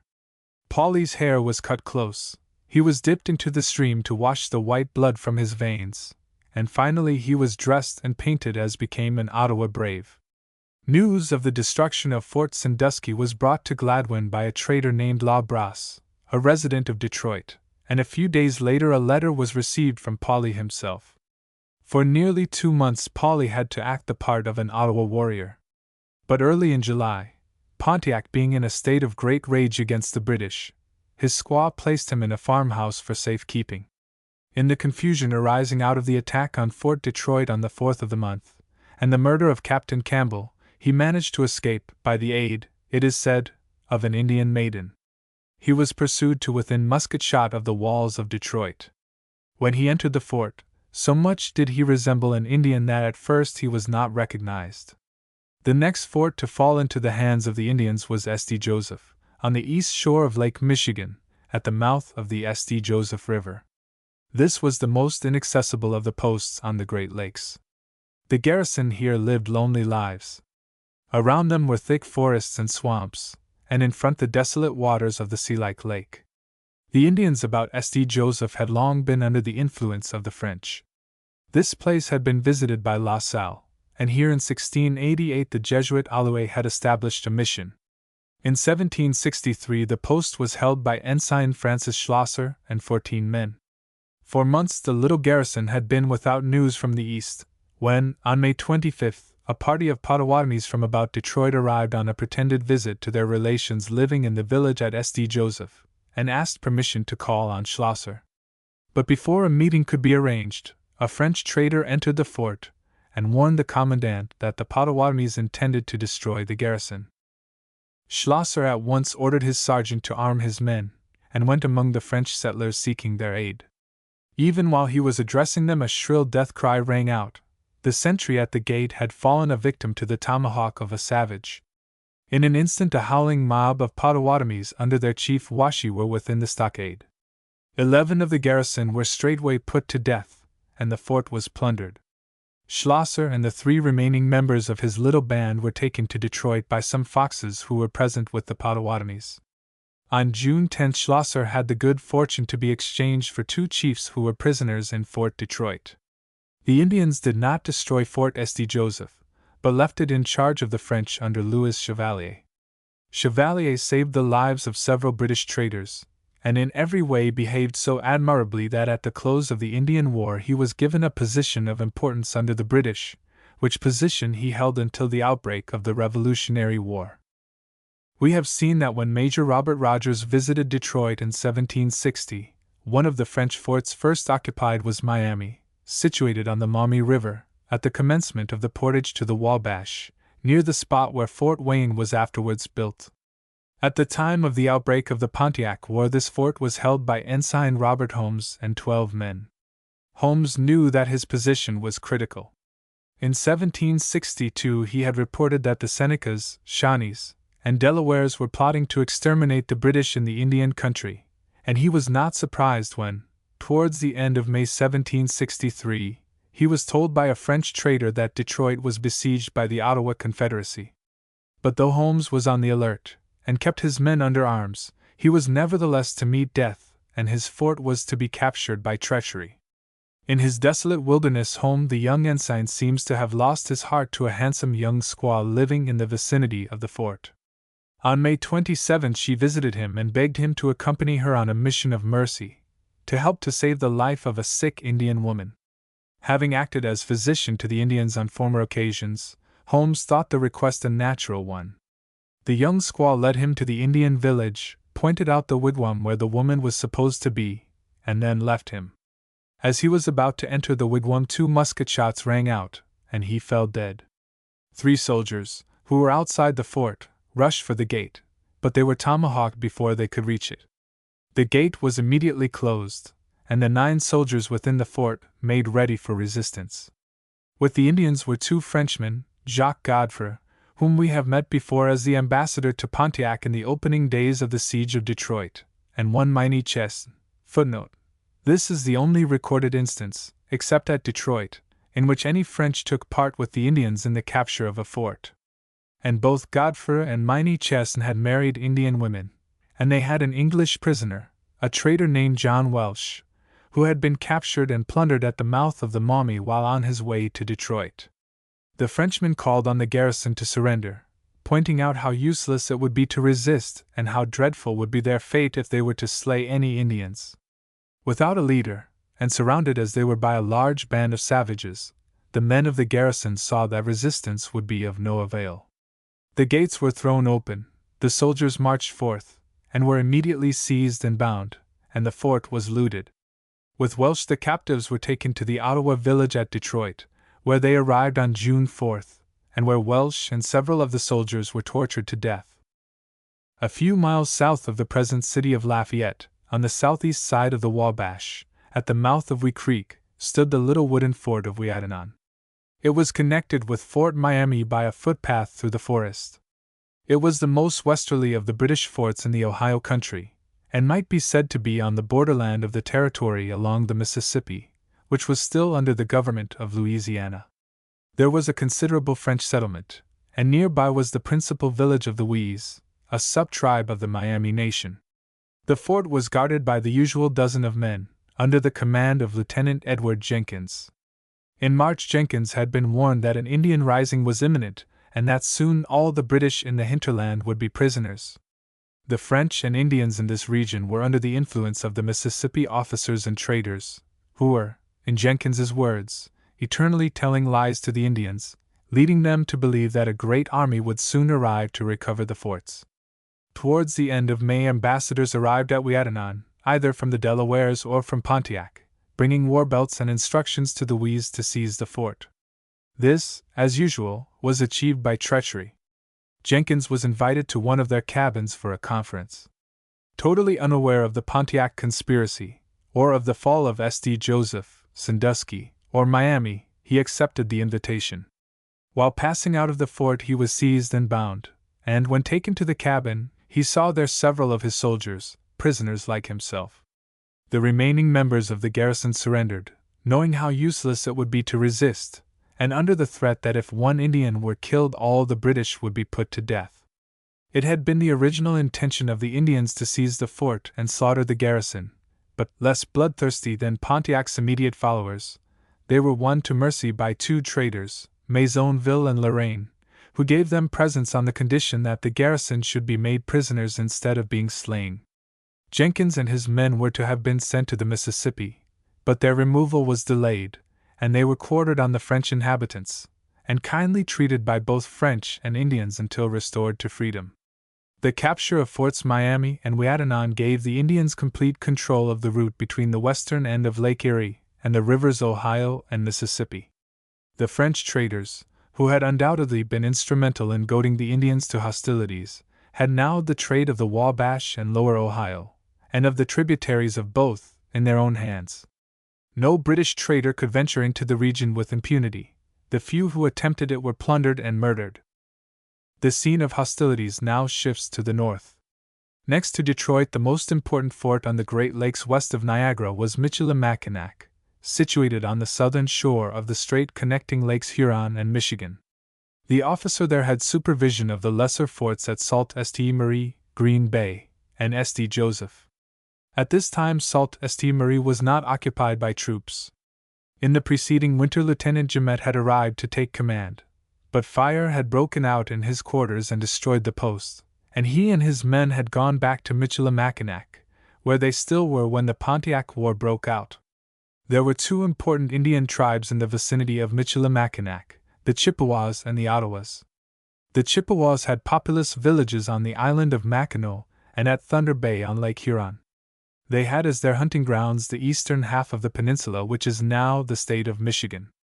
The Ottawas claimed as their territory the western half of the peninsula, and their chief village was El Arbacroche, where the venerable Jesuit priest, Father Dujonne, had long conducted his mission. The Indians about Michilimackinac had never taken kindly to the new occupants of the forts in their territory. When the trader Alexander Henry arrived there in 1761, he had found them decidedly hostile. On his journey up the Ottawa he had been warned of the reception in store for him. At Michilimackinac he was waited on by a party of Chippewas headed by their chief, Minavavna, a remarkably sagacious Indian, known to the French as Le Grand Sauteur, whose village was situated at Thunder Bay. This chief addressed Henry in most eloquent words, declaring that the Chippewas were the children of the French king, who was asleep, but who would shortly awaken and destroy his enemies. The King of England, he said, had entered into no treaty with the Chippewas and had sent them no presents. They were therefore still at war with him, and until he made such concessions they must look upon the French king as their chief. But he continued, "You come unarmed, sleep peacefully." The pipe of peace was then passed to Henry. After smoking it he bestowed on the Indians some gifts, and they filed out of his presence. Almost immediately on the departure of the Chippewas came some 200 Ottawas demanding of Henry, and of several other British traders who were also there, ammunition, clothing, and other necessaries for their winter hunt, on credit until spring. The traders refused, and when threatened by the Indians, they and their employees, some 30 in all, barricaded themselves in a house, and prepared to resist the demands by force of arms. Fortunately, at this critical moment word arrived of a strong British contingent that was approaching from Detroit to take over the fort, and the Ottawas hurriedly left for their villages. For nearly 2 years the garrison at Michilimackinac lived in peace. In the spring of 1763 they were resting in a false security. Captain George Etherington, who was in command, heard that the Indians were on the warpath and that the fort was threatened, but he treated the report lightly. It is noteworthy, too, that Henry, who was in daily contact with the French settlers and Indians, and had his agents scattered throughout the Indian country, saw no cause for alarm. But it happened that towards the end of May news reached the Indians at Michilimackinac of the situation at Detroit, and with the news came a war belt signifying that they were to destroy the British garrison. A crowd of Indians, chiefly Chippewas and Sacs, presently assembled at the post. This was a usual thing in spring, and would cause no suspicion. The savages, however, had planned to attack the fort on June 4th, the birthday of George III. The British were to celebrate the day by sports and feasting, and the Chippewas and Sacs asked to be allowed to entertain the officers with a game of lacrosse. Etherington expressed pleasure at the suggestion, and told the chiefs who waited on him that he would back his friends the Chippewas against their Sac opponents. On the morning of the 4th posts were set up on the wide plain behind the fort, and tribe was soon opposed to tribe. The warriors appeared on the field with moccasined feet, and otherwise naked save for breechcloths. Hither and thither the ball was batted, thrown, and carried. Player pursued player, tripping, slashing, shouldering each other, and shouting in their excitement as command of the ball passed with the fortunes of the game from Chippewa to Sac and from Sac to Chippewa. Etherington and Lieutenant Leslie were standing near the gate, interested spectators of the game, and all about, and scattered throughout the fort, were squaws with stoical faces, each holding tight about her a gaudily colored blanket. The game was at its height, when a player threw the ball to a spot near the gate of the fort. There was a wild rush for it, and, as the gate was reached, lacrosse sticks were cast aside, the squaws threw open their blankets, and the players seized the tomahawks and knives held out in readiness to them. The shouts of play were changed to war whoops. Instantly Etherington and Leslie were seized and hurried to a nearby wood. Into the fort the horde dashed. Here stood more squaws with weapons, and before the garrison had time to seize their arms, Lieutenant Jumet and 15 soldiers were slain and scalped, and the rest made prisoners, while the French inhabitants stood by, viewing the tragedy with apparent indifference. Etherington, Leslie, and the soldiers were held close prisoners. A day or two after the capture of the fort a Chippewa chief, Le Grand Sable, who had not been present at the massacre, returned from his wintering ground. He entered a hut where a number of British soldiers were bound hand and foot, and brutally murdered 5 of them. The Ottawas, it will be noted, had taken no part in the capture of Michilimackinac. In fact, owing to the good offices of their priest, they acted towards the British as friends in need. A party of them from Ellarborough presently arrived on the scene and prevented further massacre. Etherington and Leslie were taken from the hands of the Chippewas and removed to Ellarborough. From this place Etherington sent a message to Green Bay, ordering the commandant to abandon the fort there. He then wrote to Gladwin at Detroit, giving an account of what had happened and asking aid. This message was carried to Detroit by Father Dujonne, who made the journey in company with 7 Ottawas and 8 Chippewas commanded by Kinonchinic, a son of Minavavna. But, as we know, Gladwin was himself in need of assistance, and could give none.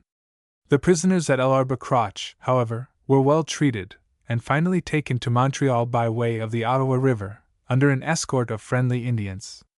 On the southern shore of Lake Erie, where the city of Erie now stands, was the fortified post of Presque Isle, a stockade fort with several substantial houses. It was considered a strong position, and its commandant, Ensign John Christie, had confidence that he could hold out against any number of Indians that might beset him. The news brought by Cuyler when he visited Presque Isle, after the disaster at Point Pelee, put Christie on his guard. Presque Isle had a blockhouse of unusual strength, but it was of wood, and inflammable. To guard against fire, there was left at the top of the building an opening through which water could be poured in any direction. The blockhouse stood on a tongue of land, on the one side a creek, on the other the lake. The most serious weakness of the position was that the banks of the creek and the lake rose in ridges to a considerable height, commanding the blockhouse and affording a convenient shelter for an attacking party within musket range. Christie had 24 men, and believed that he had nothing to fear, when, on June 15, some 200 Wyandots arrived in the vicinity. These Indians were soon on the ridges, assailing the blockhouse. Arrows tipped with burning tow and balls of blazing pitch rained upon the roof, and the utmost exertions of the garrison were needed to extinguish the fires. Soon the supply of water began to fail. There was a well nearby on the parade ground, but this open space was subject to such a hot fire that no man would venture to cross it. A well was dug in the blockhouse, and the resistance continued. All day the attack was kept up, and during the night there was intermittent firing from the ridges. Another day passed, and at night came a lull in the siege. A demand was made to surrender. An English soldier who had been adopted by the savages, and was aiding them in the attack, cried out that the destruction of the fort was inevitable, that in the morning it would be fired at the top and bottom, and that unless the garrison yielded they would all be burned to death. Christie asked till morning to consider, and when morning came, he agreed to yield up the fort on condition that the garrison should be allowed to march to the next post. But as his men filed out they were seized and bound, then cast into canoes and taken to Detroit. Their lives, however, were spared, and early in July, when the Wyandots made with Gladwin the peace which they afterwards broke, Christie and a number of his men were the first prisoners given up. A few miles inland, south of Presque Isle, on the trade route leading to Fort Pitt, was a rude blockhouse known as Le Boeuf. This post was at the end of the portage from Lake Erie, on Allegheny Creek, where the canoe navigation of the Ohio Valley began. Here were stationed Ensign George Price and 13 men. On June 18 a band of Indians arrived before Le Boeuf and attacked it with muskets and fire arrows. The building was soon in flames.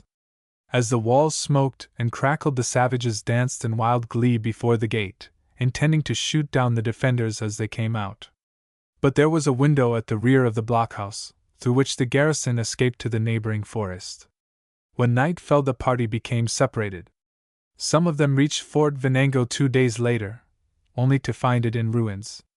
Price and 7 men laboriously toiled through the forest to Fort Pitt, where they arrived on June 26. Ultimately, all save 2 of the garrison of Fort Le Boeuf reached safety. The circumstances attending the destruction of Fort Venango on June 20 are but vaguely known.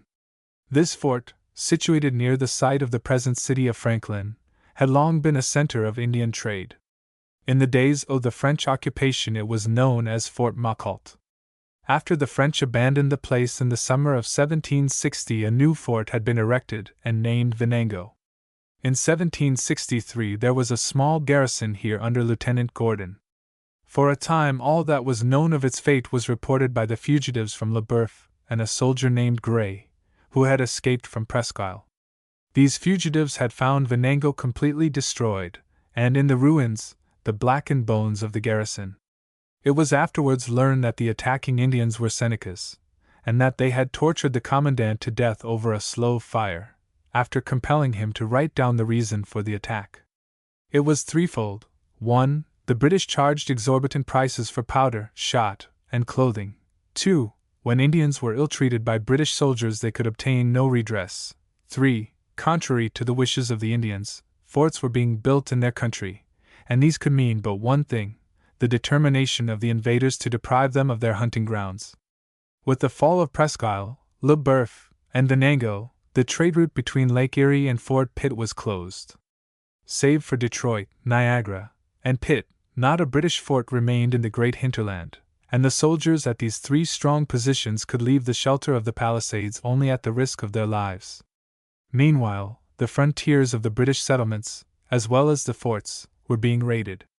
Homes were burnt and the inmates massacred. Traders were plundered and slain.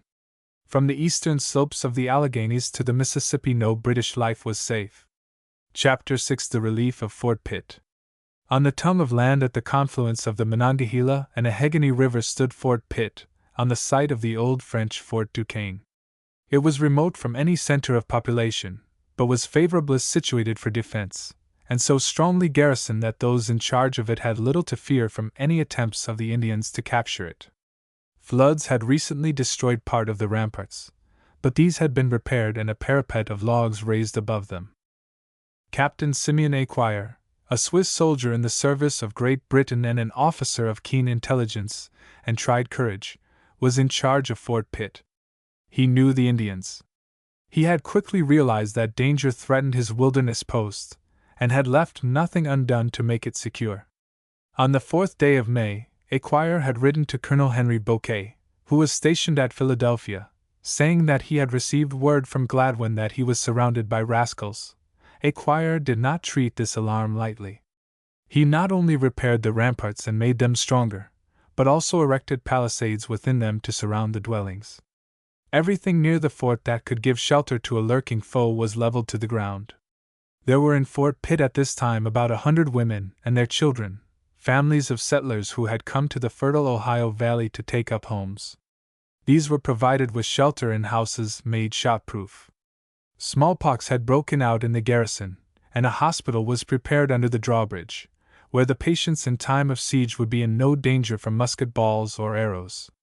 But the best defense of Fort Pitt was the capacity of Acquire, brave, humorous, foresight, a host in himself, giving courage to his men and making even the women and children think lightly of the power of the Indians.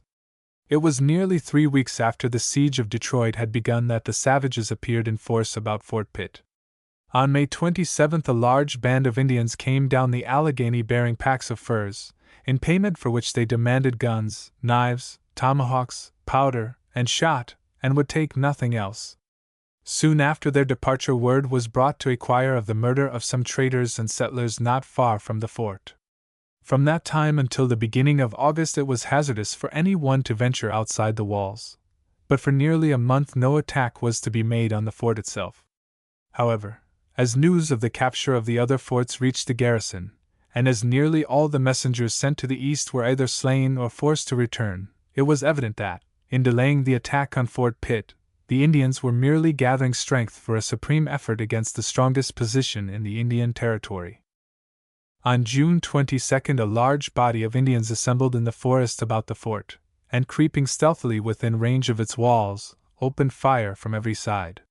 It was the garrison's first experience of attack. Some of the soldiers proved a trifle overbold, and 2 of them were killed. The firing, however, lasted but a short time.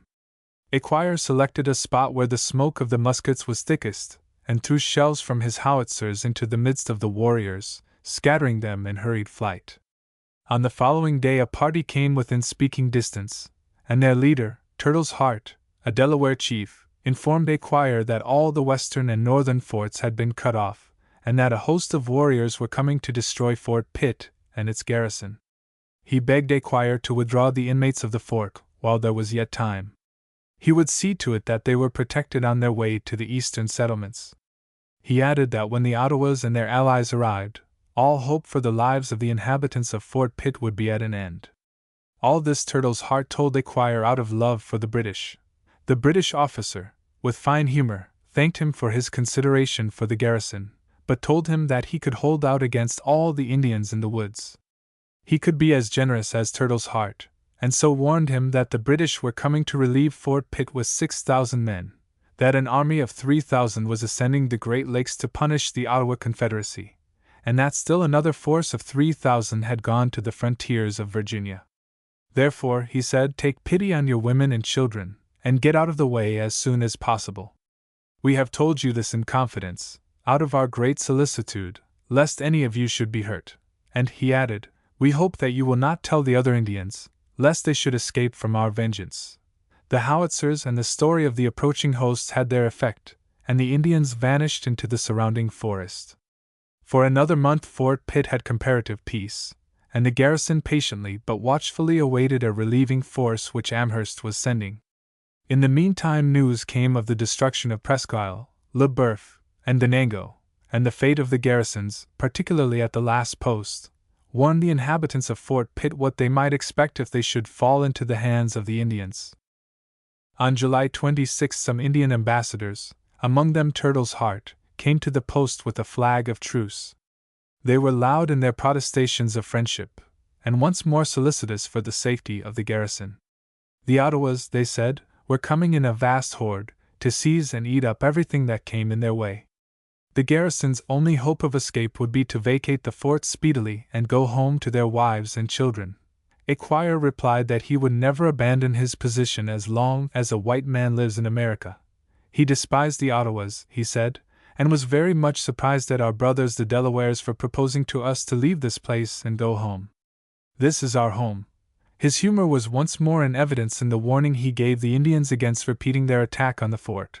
I will throw bombshells, which will burst and blow you to atoms, and fire cannon among you, loaded with a whole bagful of bullets. Therefore take care, for I don't want to hurt you. The Indians now gave up all hope of capturing Fort Pitt by deception, and prepared to take it by assault. That very night they stole within range, dug shelter pits in the banks of the Allegheny and Monongahela, and at daybreak began a vigorous attack on the garrison. Musket balls came whistling over the ramparts, and smote every point where a soldier showed himself. The shrieking balls and the wild war whoops of the assailants greatly alarmed the women and children, but never for a moment was the fort in real danger or did Esquire or his men fear disaster.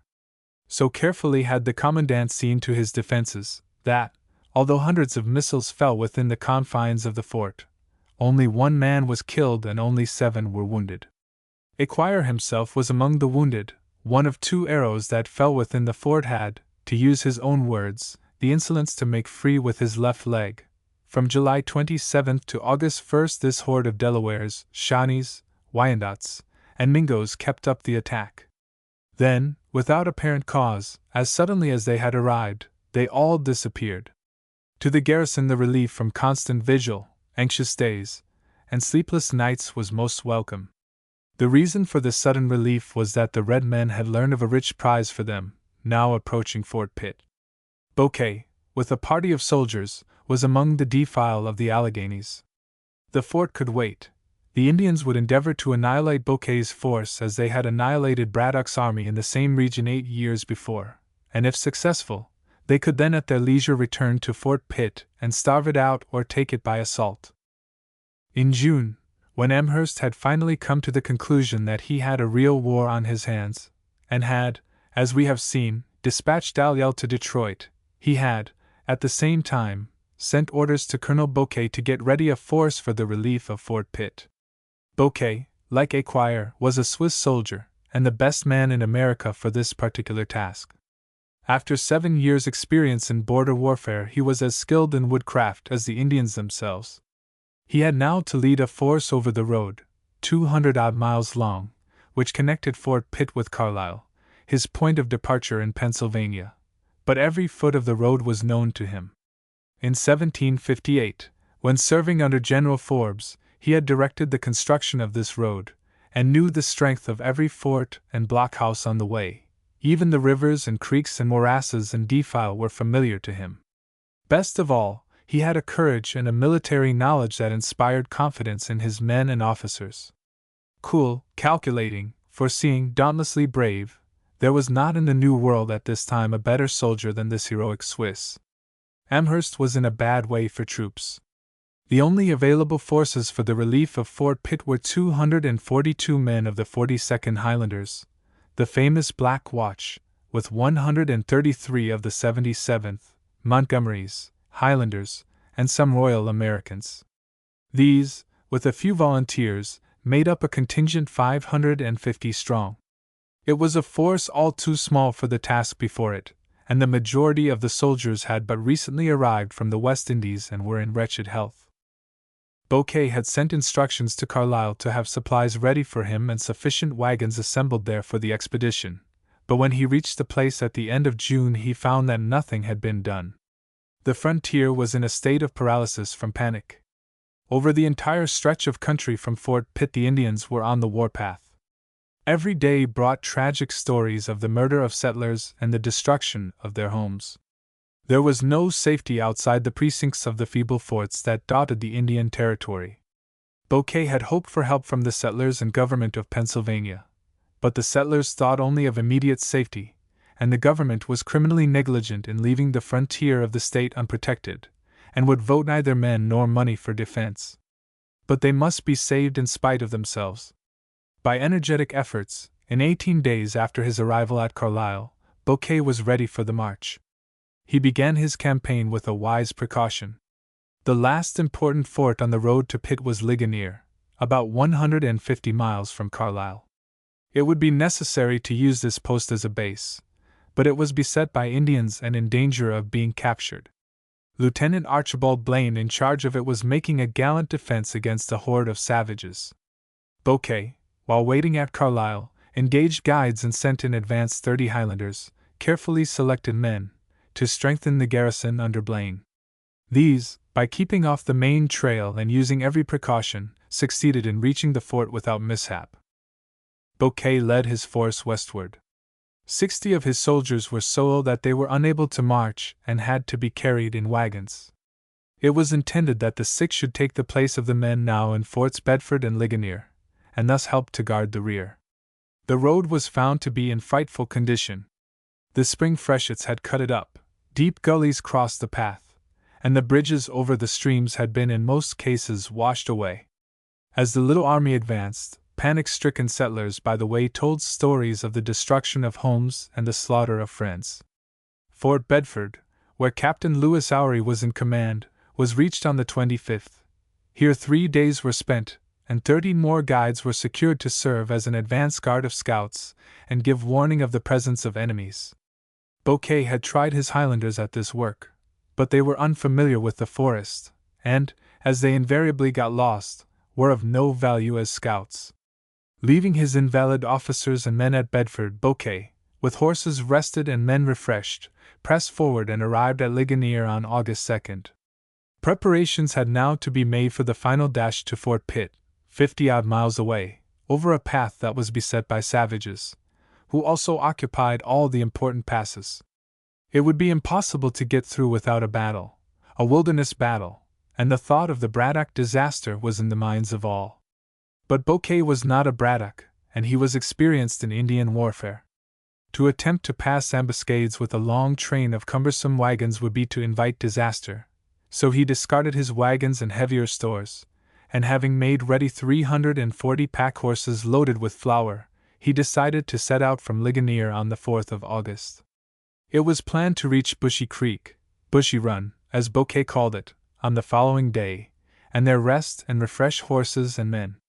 In the night a dash would be made through the dangerous defile at Turtle Creek, and if the high broken country at this point could be passed without mishap, the rest of the way could be easily won.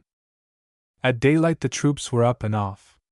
It was an oppressively hot August morning, and no breath of wind stirred the forest. Over the rough road trudged a long line of sweltering men. In advance were the scouts, then followed several light companies of the Black Watch, then the main body of the little army, and in the rear came the toiling pack horses. Until noon the soldiers marched, panting and tortured by mosquitoes, but buoyed up by the hope that at Bushy Run they would be able to quench their burning thirst and rest until nightfall. By 1 o'clock in the afternoon they had covered 17 miles and were within a mile and a half of their objective point. Suddenly in their front they heard the sharp reports of muskets. The firing grew in intensity. The advance guard was evidently in contact with a considerable body of Indians. 2 light companies were rushed forward to their support, and with fixed bayonets cleared the path. This, however, was but a temporary success. The Indians merely changed their position and appeared on the flanks in increased numbers. From the shelter of trees the foe were creating havoc among the exposed troops, and a general charge was necessary. Highlanders and Royal Americans, acting under the directing eye of Bouquet, again drove the Indians back with the bayonet. Scarcely had this been accomplished when a fusillade was heard in the rear. The convoy was attacked, and it was necessary to fall back to its support. Until nightfall, around a bit of elevated ground, called Edge Hill by Bouquet, on which the convoy was drawn up, the battle was waged. About the pack horses and stores the soldiers valiantly fought for 7 hours against their invisible foe. At length darkness fell, and the exhausted troops could take stock of their losses and snatch a brief, broken rest. In this day of battle 2 officers were killed and 4 wounded, and 60 of the rank and file were killed or wounded. Flour bags were piled in a circle, and within this the wounded were placed. Throughout the night a careful watch was kept, but the enemy made no attack during the darkness, merely firing an occasional shot and from time to time uttering defiant yells. They were confident that Bouquet's force would be an easy prey, and waited for daylight to renew the battle. The soldiers had played a heroic part. Though unused to forest warfare, they had been cool as veterans in Indian fighting, and not a man had fired a shot without orders. But the bravest of them looked to the morning with dread. They had barely been able to hold their own on this day, and by morning the Indians would undoubtedly be greatly strengthened. The cries and moans of the wounded vividly reminded them of what had already happened. Besides, they were worn out with marching and fighting.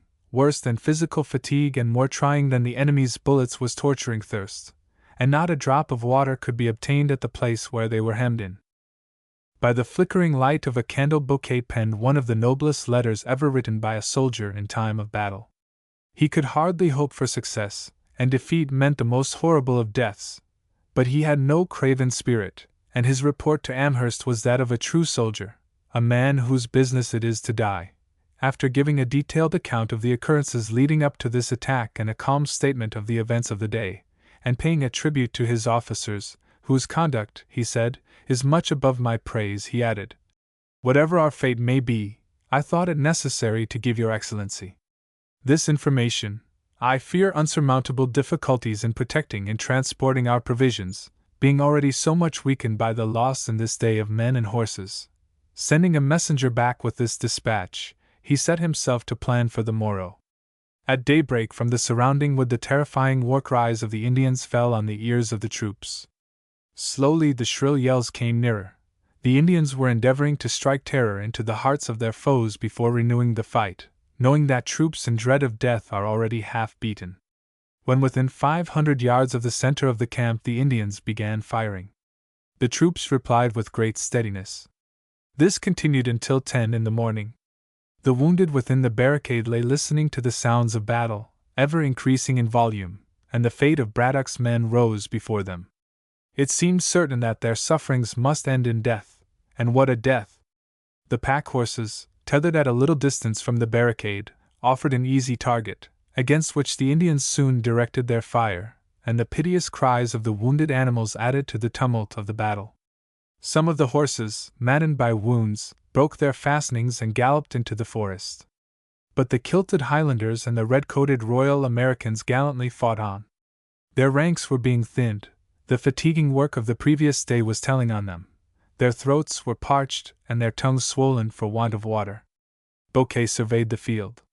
He saw his men weakening under the terrible strain, and realized that something must be done promptly. The Indians were each moment becoming bolder, pressing ever nearer and nearer. Then he conceived one of the most brilliant movements known in Indian warfare. He ordered 2 companies, which were in the most exposed part of the field, to fall back as though retreating within the circle that defended the hill. At the same time, the troops on the right and left opened their files, and, as if to cover the retreat, occupied the space vacated in a thinly extended line. The strategy worked even better than Bouquet had expected.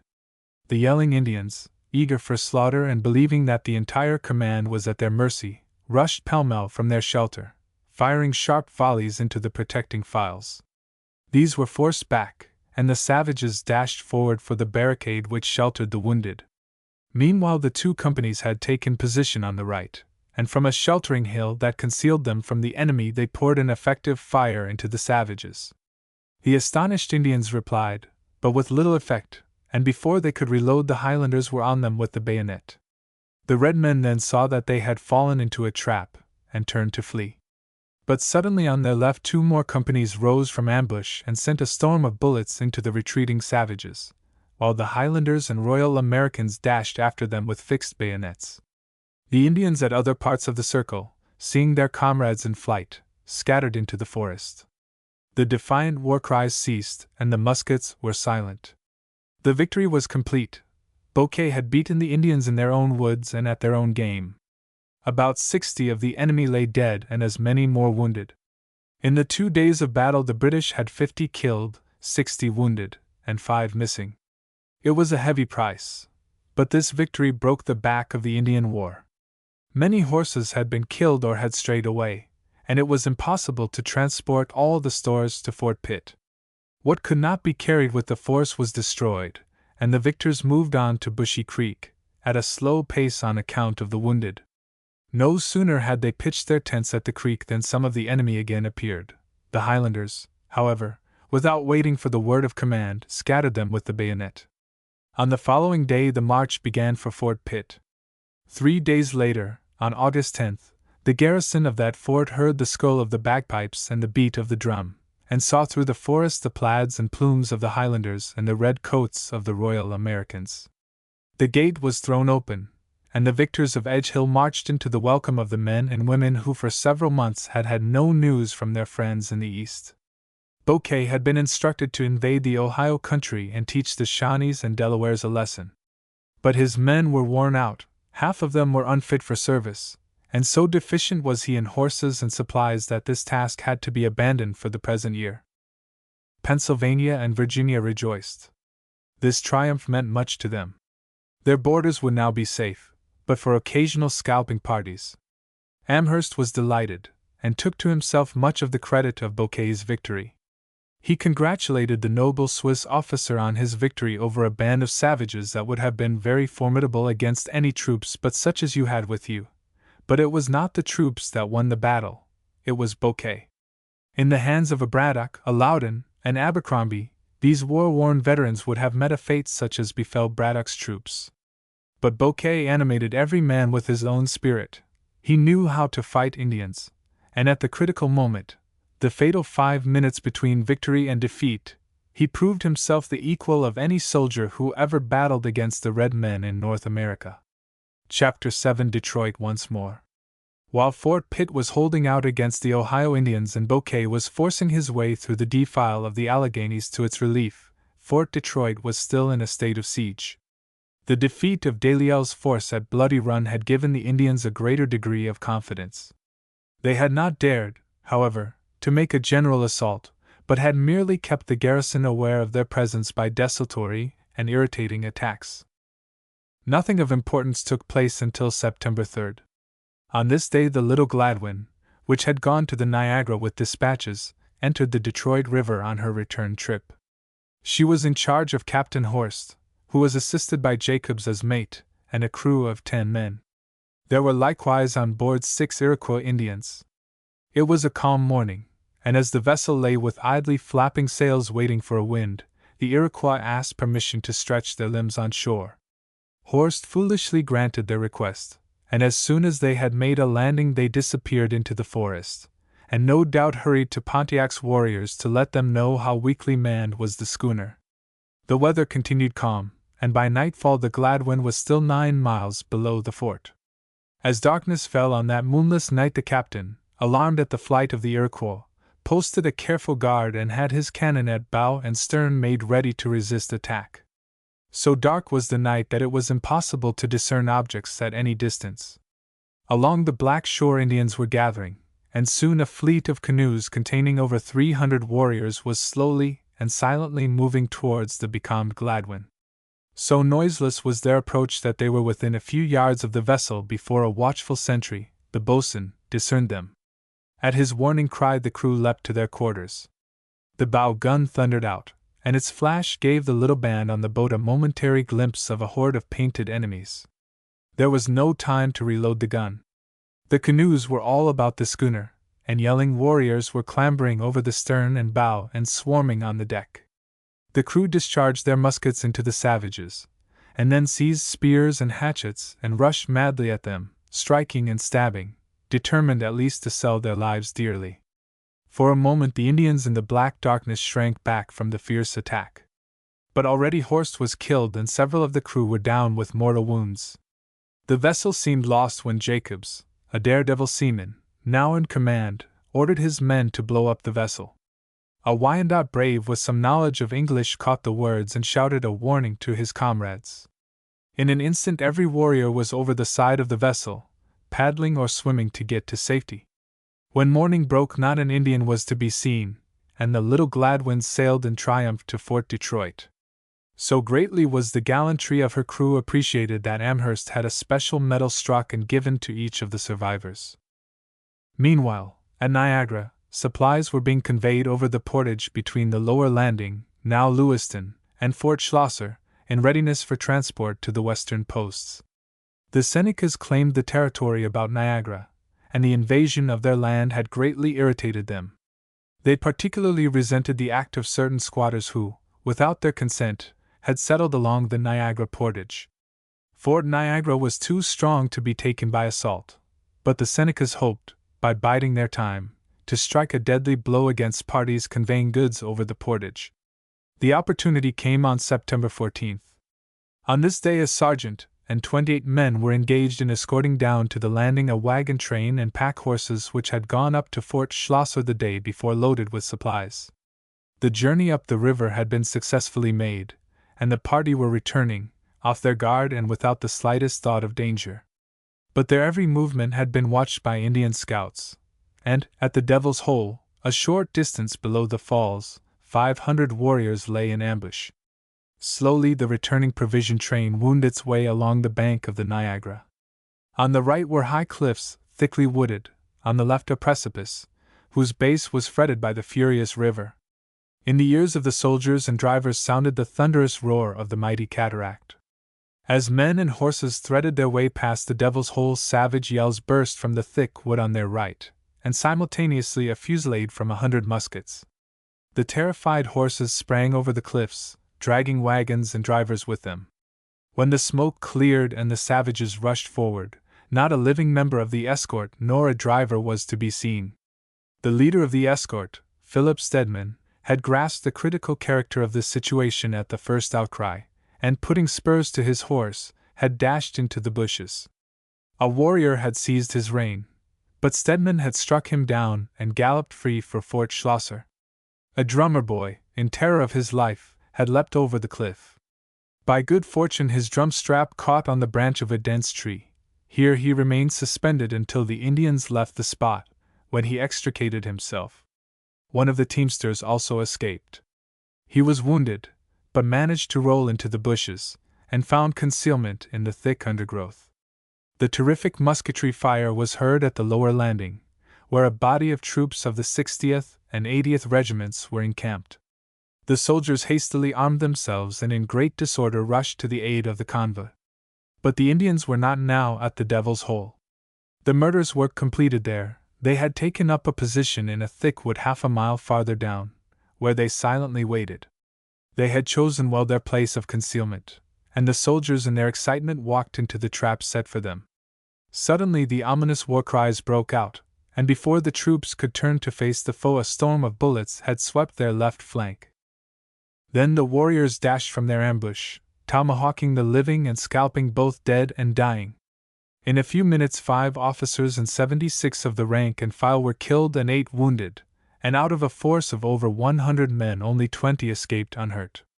The news of this second disaster brought Major Wilkins up from Fort Niagara, with every available man, to chastise the Indians.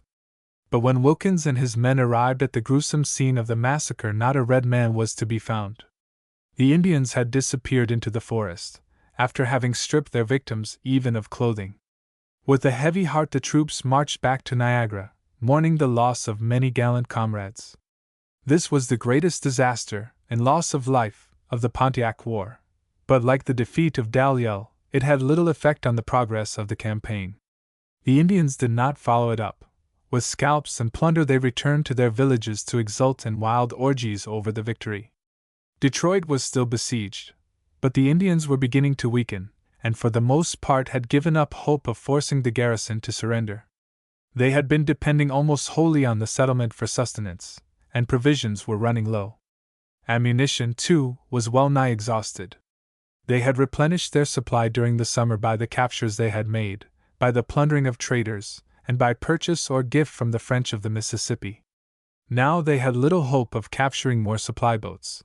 The traders were holding aloof, and since the arrival of definite news of the surrender to Great Britain by France of the region east of the Mississippi, supplies from the French had been stopped.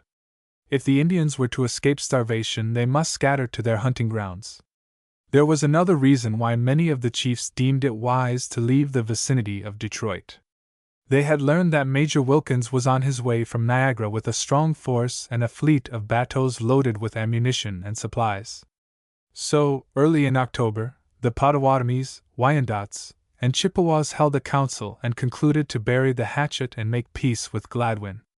On the 12th of the month a delegation from these tribes came to the fort bearing a pipe of peace. Gladwin knew from experience how little they were to be trusted, but he gave them a seemingly cordial welcome. A chief named Wapakonagath acted as spokesman, and stated that the tribes represented regretted their bad conduct and were ready to enter into a treaty of peace. Gladwin replied that it was not in his power to grant peace to Indians who without cause had attacked the troops of their father the King of England. Only the commander-in-chief could do that, but he consented to a cessation of hostilities. He did this the more willingly as the fort was short of food, and the truce would give him a chance to lay in a fresh stock of provisions. As the autumn frosts were coloring the maples with brilliant hues, the Potawatomis, Wyandots, and Chippewas set out for fields where game was plentiful, but for a time Pontiac with his Ottawas remained, threatening the garrison, and still strong in his determination to continue the siege. During the summer he had sent ambassadors to Fort Chartres on the Mississippi asking aid in fighting what he asserted to be the battle of the French traders. Towards the end of July the messengers had returned with word from Néon de Villiers, the commandant of Fort Chartres, saying that he must await more definite news as to whether peace had been concluded between France and England. Pontiac still hoped, and after his allies had deserted, he waited at his camp above Detroit for further word from Néon. On the last day of October Louis César de Kindré arrived at Detroit from Fort Chartres, with the crushing answer that Néon de Villiers could give him no aid. England and France were at peace, and Néon advised the Ottawas, no doubt with reluctance, and only because of the demand of Amherst, to bury the hatchet and give up the useless contest. To continue the struggle for the present would be vain. Pontiac, though enraged by the desertion of his allies, and by what seemed to him the cowardly conduct of the French, determined at once to accept the situation, sue for peace, and lay plans for future action. So far he had been fighting ostensibly for the restoration of French rule. In future, whatever scheme he might devise, his struggle must be solely in the interests of the red man. Next day he sent a letter to Gladwin begging that the past might be forgotten. His young men, he said, had buried their hatchets, and he declared himself ready not only to make peace, but also to send to all the nations concerned in the war telling them to cease hostilities. No trust could Gladwin put in Pontiac's words, yet he assumed a friendly bearing towards the treacherous conspirator, who for nearly 6 months had given him no rest. Gladwin's views of the situation at this time are well shown in a report he made to Amherst. The Indians, he said, had lost many of their best warriors, and would not be likely again to show a united front. It was in this report that he made the suggestion, unique in warfare, of destroying the Indians by the free sale of rum to them. If Your Excellency, he wrote, still intends to punish them further for their barbarities, it may easily be done without any expense to the Crown, by permitting a free sale of rum, which will destroy them more effectually than fire and sword.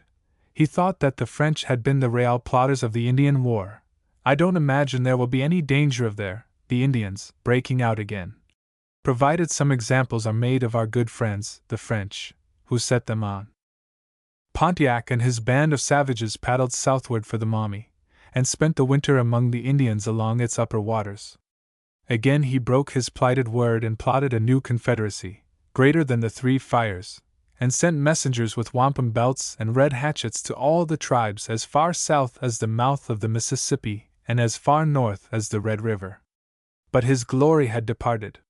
He could call, but the warriors would not come when he summoned them. Fort Detroit was freed from hostile Indians, and the soldiers could go to rest without expecting to hear the call to arms. But before the year closed it was to be the witness of still another tragedy. 2 or 3 weeks after the massacre at the Devil's Hole, Major Wilkins with some 600 troops started from Fort Schlosser with a fleet of bateaux for Detroit.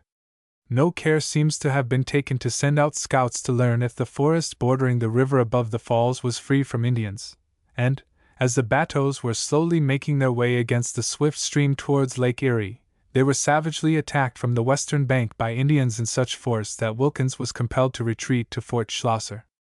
It was not until November that another attempt was made to send troops and provisions to Detroit. Early in this month Wilkins once more set out from Fort Schlosser, this time with 46 bateaux heavily laden with troops, provisions, and ammunition.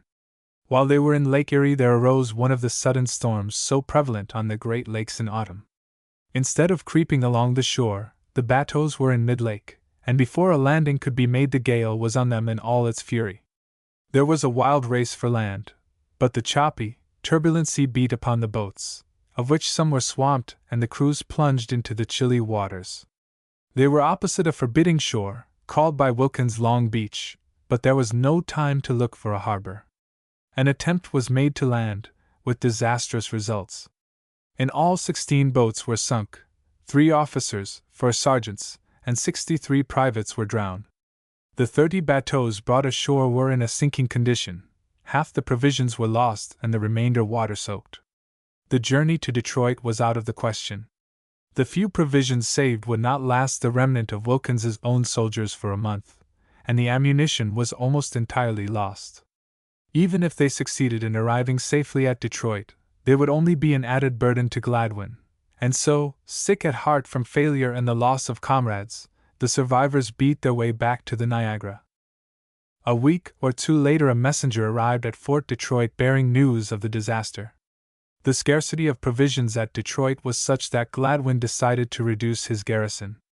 Keeping about 200 men in the fort, he sent the rest to Niagara. Then the force remaining at Detroit braced themselves to endure a hard, lonely winter. Theirs was not a pleasant lot. Never was garrison duty enjoyable during winter in the northern parts of North America, but in previous winters at Detroit the friendly intercourse between the soldiers and the settlers had made the season not unbearable.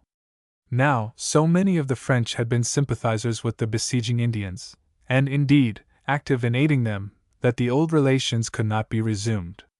So, during this winter of 1763-64, the garrison for the most part held aloof from the French settlers, and performed their weary round of military duties, longing for spring and the sight of a relieving force.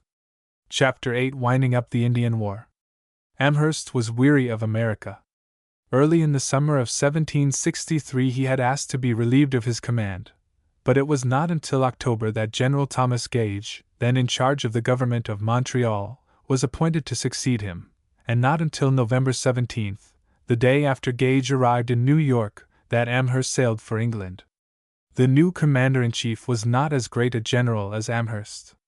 It is doubtful if he could have planned and brought to a successful conclusion such campaigns as the siege of Louisbourg and the threefold march of 1760 on Montreal, which have given his predecessor a high place in the military history of North America. But Gage was better suited for winding up the Indian War. He knew the value of the officers familiar with the Indian tribes, and was ready to act on their advice. Amherst had not done this, and his best officers were now anxious to resign. George Croghan had resigned as Assistant Superintendent of Indian Affairs, but was later induced by Gage to remain in office. Gladwin was heartily wearied of his command and hoped to be relieved soon. Blaine and Oury were tired of their posts, and the brave Esquire was writing in despair, "For God's sake, let me go and raise cabbages." Bouquet, too, although determined to see the war to a conclusion, was not satisfied with the situation. Meanwhile, Sir William Johnson was not idle among the tribes of the Six Nations. The failure of Pontiac to reduce Fort Detroit and the victory of Bouquet at Edge Hill had convinced the Iroquois that ultimately the British would triumph, and eager to be on the winning side, they consented to take the field against the Shawnees and Delawares. In the middle of February 1764, through Johnson's influence and by his aid, 200 Tuscaroras and Oneidas, under a half-breed, Captain Montour, marched westward.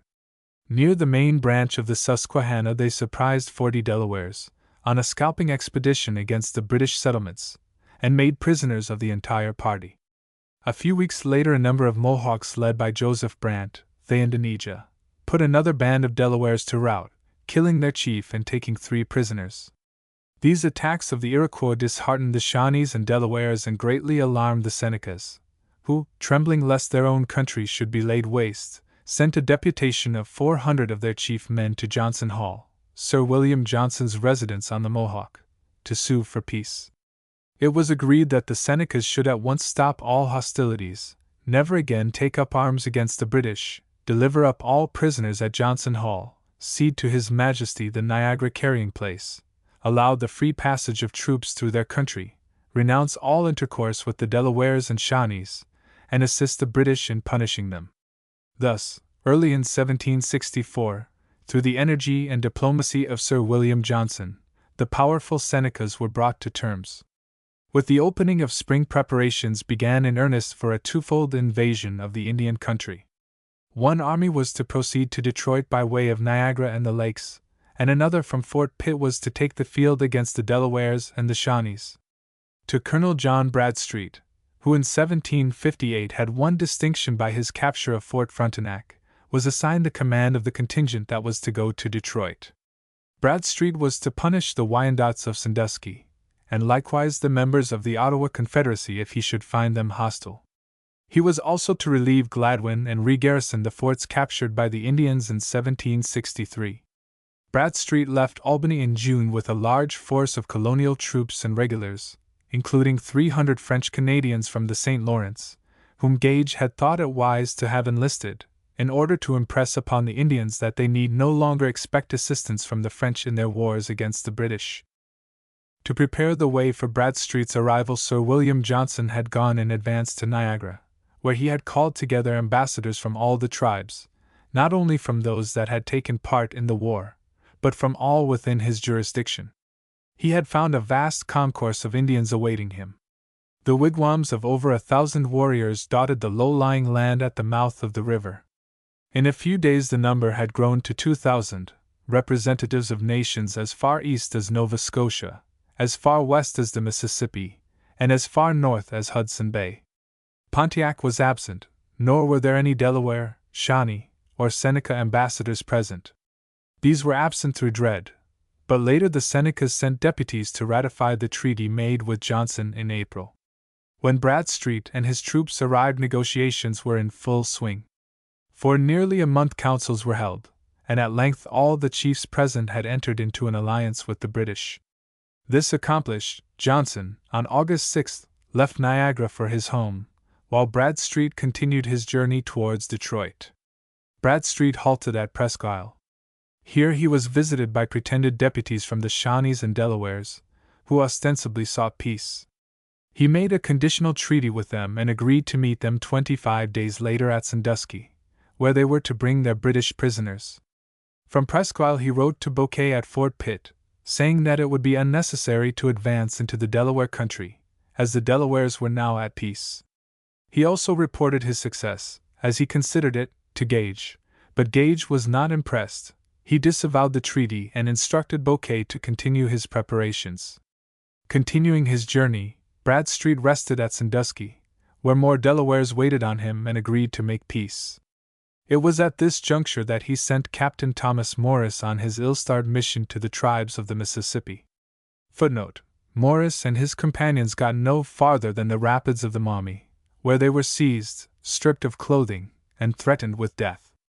Pontiac was now among the Miamis, still striving to get together a following to continue the war. The prisoners were taken to Pontiac's camp. But the Ottawa chief did not deem it wise to murder a British officer on this occasion, and Morris was released and forced to retrace his steps. He arrived at Detroit after the middle of September, only to find that Bradstreet had already departed. The story will be found in more detail in Parkman's Conspiracy of Pontiac. Bradstreet was at Detroit by August 26, and at last the worn-out garrison of the fort could rest after 15 months of exacting duties. Calling the Indians to a council, Bradstreet entered into treaties with a number of chiefs, and pardoned several French settlers who had taken an active part with the Indians in the siege of Detroit. He then sent troops to occupy Michilimackinac, Green Bay, and Sault Ste. Marie, and sailed for Sandusky to meet the Delawares and Shawnees, who had promised to bring in their prisoners. But none awaited him. The Indians had deliberately deceived him and were playing for time while they continued their attacks on the border settlers. Here he received a letter from Gage ordering him to disregard the treaty he had made with the Delawares and to join Bouquet at Fort Pitt, an order which Bradstreet did not obey, making the excuse that the low state of the water in the rivers made impossible an advance to Fort Pitt. On October 18 he left Sandusky for Niagara, having accomplished nothing except occupation of the forts. Having already blundered hopelessly in dealing with the Indians, he was to blunder still further. On his way down Lake Erie he encamped one night, when storm threatened, on an exposed shore, and a gale from the northeast broke upon his camp and destroyed half his boats. 280 of his soldiers had to march overland to Niagara. Many of them perished, others starved, exhausted, frostbitten, came staggering in by twos and threes till near the end of December. The expedition was a fiasco. It blasted Bradstreet's reputation, and made the British name for a time contemptible among the Indians. The other expedition from Fort Pitt has a different history. All through the summer Bouquet had been recruiting troops for the invasion of the Delaware country. The soldiers were slow in arriving, and it was not until the end of September that all was ready. Early in October Bouquet marched out of Fort Pitt with 1,000 provincials and 500 regulars. Crossing the Allegheny, he made his way in a northwesterly direction until Beaver Creek was reached, and then turned westward into the unbroken forest. The Indians of the Muskingum Valley felt secure in their wilderness fastness. No white soldiers had ever penetrated to their country. To reach their villages dense woods had to be penetrated, treacherous marshes crossed, and numerous streams bridged or forded. But by the middle of October Bouquet had led his army, without the loss of a man, into the heart of the Muskingum Valley, and pitched his camp near an Indian village named Tuscarawa, from which the inhabitants had fled at his approach. The Delawares and Shawnees were terrified. The victor of Edge Hill was among them with an army strong enough to crush to atoms any war party they could muster. They sent deputies to Bouquet. These at first assumed a haughty mien, but Bouquet sternly rebuked them and ordered them to meet him at the forks of the Muskingum, 40 miles distant to the southwest, and to bring in all their prisoners. By the beginning of November the troops were at the appointed place, where they encamped. Bouquet then sent messengers to all the tribes telling them to bring thither all the captives without delay. Every white man, woman, and child in their hands, French or British, must be delivered up. After some hesitation the Indians made haste to obey. About 200 captives were brought, and chiefs were left as hostages for the safe delivery of others still in the hands of distant tribes. So far Bouquet had been stern and unbending. He had reminded the Indians of their murder of settlers and of their black treachery regarding the garrisons, and hinted that except for the kindness of their British father they would be utterly destroyed. He now unbent and offered them a generous treaty, which was to be drawn up and arranged later by Sir William Johnson. Bouquet then retraced his steps to Fort Pitt, and arrived there on November 28 with his long train of released captives. He had won a victory over the Indians greater than his triumph at Edge Hill, and all the greater in that it was achieved without striking a blow. There was still, however, important work to be done before any guarantee of permanent peace in the hinterland was possible. On the eastern bank of the Mississippi, within the country ceded to England by the Treaty of Paris, was an important settlement over which the French flag still flew, and to which no British troops or traders had penetrated. It was a hotbed of conspiracy. Even while Bouquet was making peace with the tribes between the Ohio and Lake Erie, Pontiac and his agents were trying to make trouble for the British among the Indians of the Mississippi. French settlement on the Mississippi began at the village of Kaskaskia, 84 miles north of the mouth of the Ohio. 6 miles still farther north was Fort Chartres, a strongly built stone fort capable of accommodating 300 men. From here, at some distance from the river, ran a road to Cahokia, a village situated nearly opposite the site of the present city of St. Louis. The intervening country was settled by prosperous traders and planters who, including their 400 Negro slaves, numbered not less than 2,000. But when it was learned that all the territory east of the great river had been ceded to Britain, the settlers began to migrate to the opposite bank. The French here were hostile to the incoming British, and feared lest they might now lose the profitable trade with New Orleans. It was this region that Gage was determined to occupy. Already an effort had been made to reach Fort Chartres. In February 1764, Major Arthur Loftus had set out from New Orleans with 400 men, but, when about 240 miles north of his starting point, his 2 leading boats were fired upon by Indians. 6 men were killed and 4 wounded. To advance would mean the destruction of his entire company. Loftus returned to New Orleans, blaming the French officials for not supporting his enterprise, and indeed hinting that they were responsible for the attack. Some weeks later, Captain Philip Pittman arrived at New Orleans with the intention of ascending the river, but reports of the enmity of the Indians to the British made him abandon the undertaking. So at the beginning of 1765 the French flag still flew over Fort Chartres, and Saint-Ange, who had succeeded Néon de Villiers as commandant of the fort, was praying that the British might soon arrive to relieve him from a position where he was being daily importuned by Pontiac or his emissaries for aid against what they called the common foe. But if the route to Fort Chartres by way of New Orleans was too dangerous, Bouquet had cleared the Ohio of enemies, and the country which Gage sought to occupy was now accessible by way of that river. As a preliminary step, George Croghan was sent in advance with presents for the Indians along the route. In May 1765, Croghan left Fort Pitt accompanied by a few soldiers and a number of friendly Shawnee and Delaware chiefs. Near the mouth of the Wabash, a prowling band of Kickapoos attacked the party, killing several and making prisoners of the rest. Croghan and his fellow prisoners were taken to the French traders at Vincennes, where they were liberated. They then went to Ouiatenon, where Croghan held a council, and induced many chiefs to swear fealty to the British. After leaving Ouiatenon, Croghan had proceeded westward but a little way when he was met by Pontiac with a number of chiefs and warriors. At last the arch-conspirator was ready to come to terms. The French on the Mississippi would give him no assistance. He realized now that his people were conquered, and before it was too late he must make peace with his conquerors. Croghan had no further reason to continue his journey, so, accompanied by Pontiac, he went to Detroit. Arriving there on August 17th, he at once called a council of the tribes in the neighborhood. At this council sat Pontiac, among chiefs whom he had led during the months of the siege of Detroit. But it was no longer the same Pontiac. His haughty, domineering spirit was broken. His hopes of an Indian empire were at an end. "Father," he said at this council, "I declared to all nations that I had made my peace with you before I came here, and I now deliver my pipe to Sir William Johnson, that he may know that I have made peace, and taken the King of England to be my father in the presence of all the nations now assembled." He further agreed to visit Oswego in the spring to conclude a treaty with Sir William Johnson himself.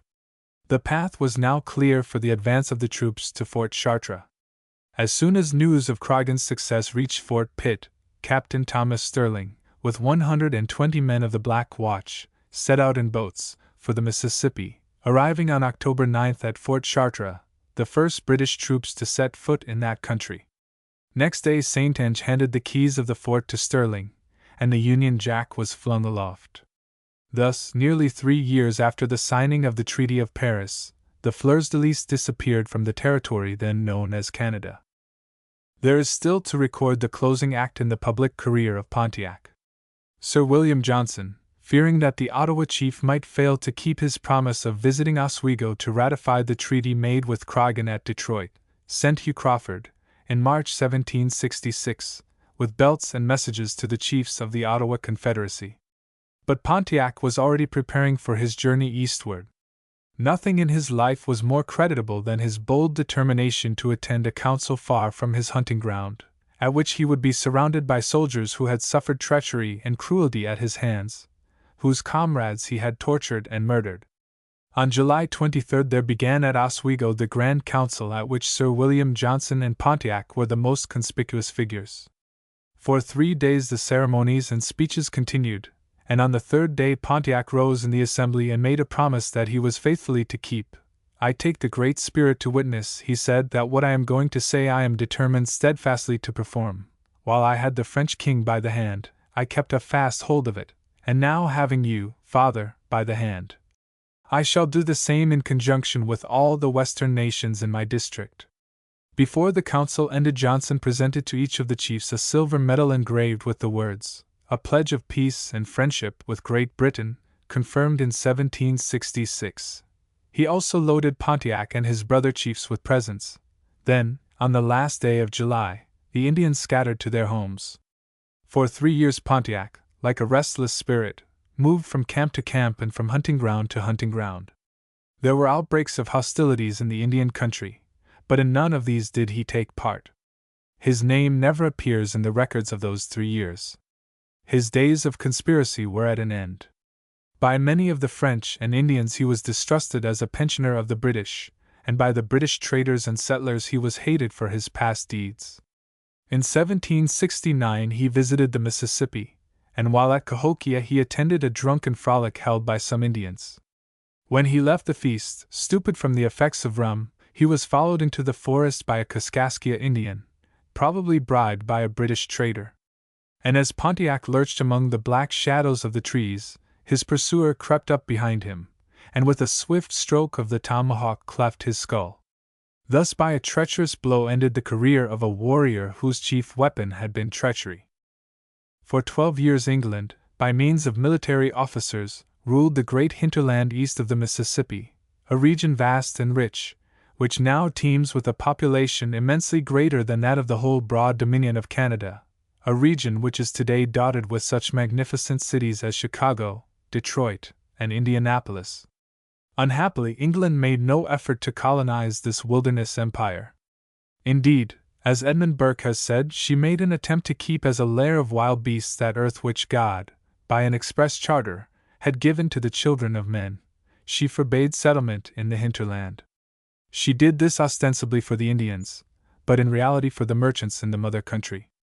In a report of the Lords Commissioners for Trade and Plantations in 1772 are words which show that it was the intention of the government to confine the western extent of settlements to such a distance from the seaboard as that those settlements should lie within easy reach of the trade and commerce of this kingdom, and also of the exercise of that authority and jurisdiction necessary for the preservation of the colonies in a due subordination to, and dependence upon, the mother country. It does appear to us that the extension of the fur trade depends entirely upon the Indians being undisturbed in the possession of their hunting grounds.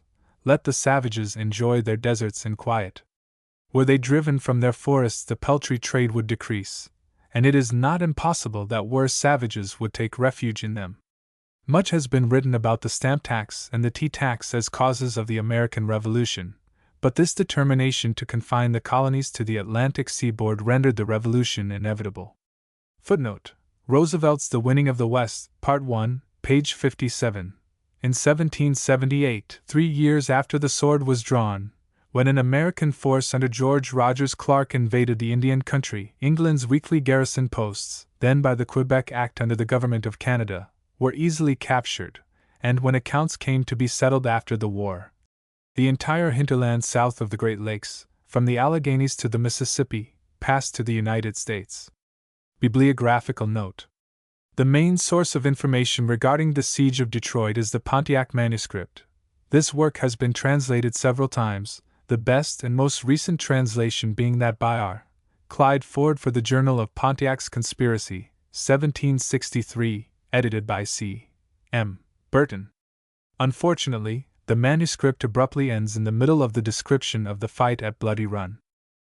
The following works will be found of great assistance to the student: Rogers's Journals, Cass's Discourse before the Michigan Historical Society, Henry's Travels and Adventures in Canada and the Indian Territories, Parkman's Conspiracy of Pontiac, the fullest and best treatment of the subject, Ellis's Life of Pontiac, The Conspirator, a digest of Parkman's work, Historical Account of the Expedition against the Ohio Indians, 1764, authorship doubtful, but probably written by Dr. William Smith of Philadelphia, Stone's The Life and Times of Sir William Johnson, Drake's Indians of North America, Handbook of American Indians north of Mexico and Handbook of Indians of Canada, Odd's The Opening of the Mississippi, Roosevelt's The Winning of the West, Carter's The Illinois Country, Beer's British Colonial Policy, 1754 to 1765, Adair's The History of the American Indians, the Annual Register for the years 1763, 1764,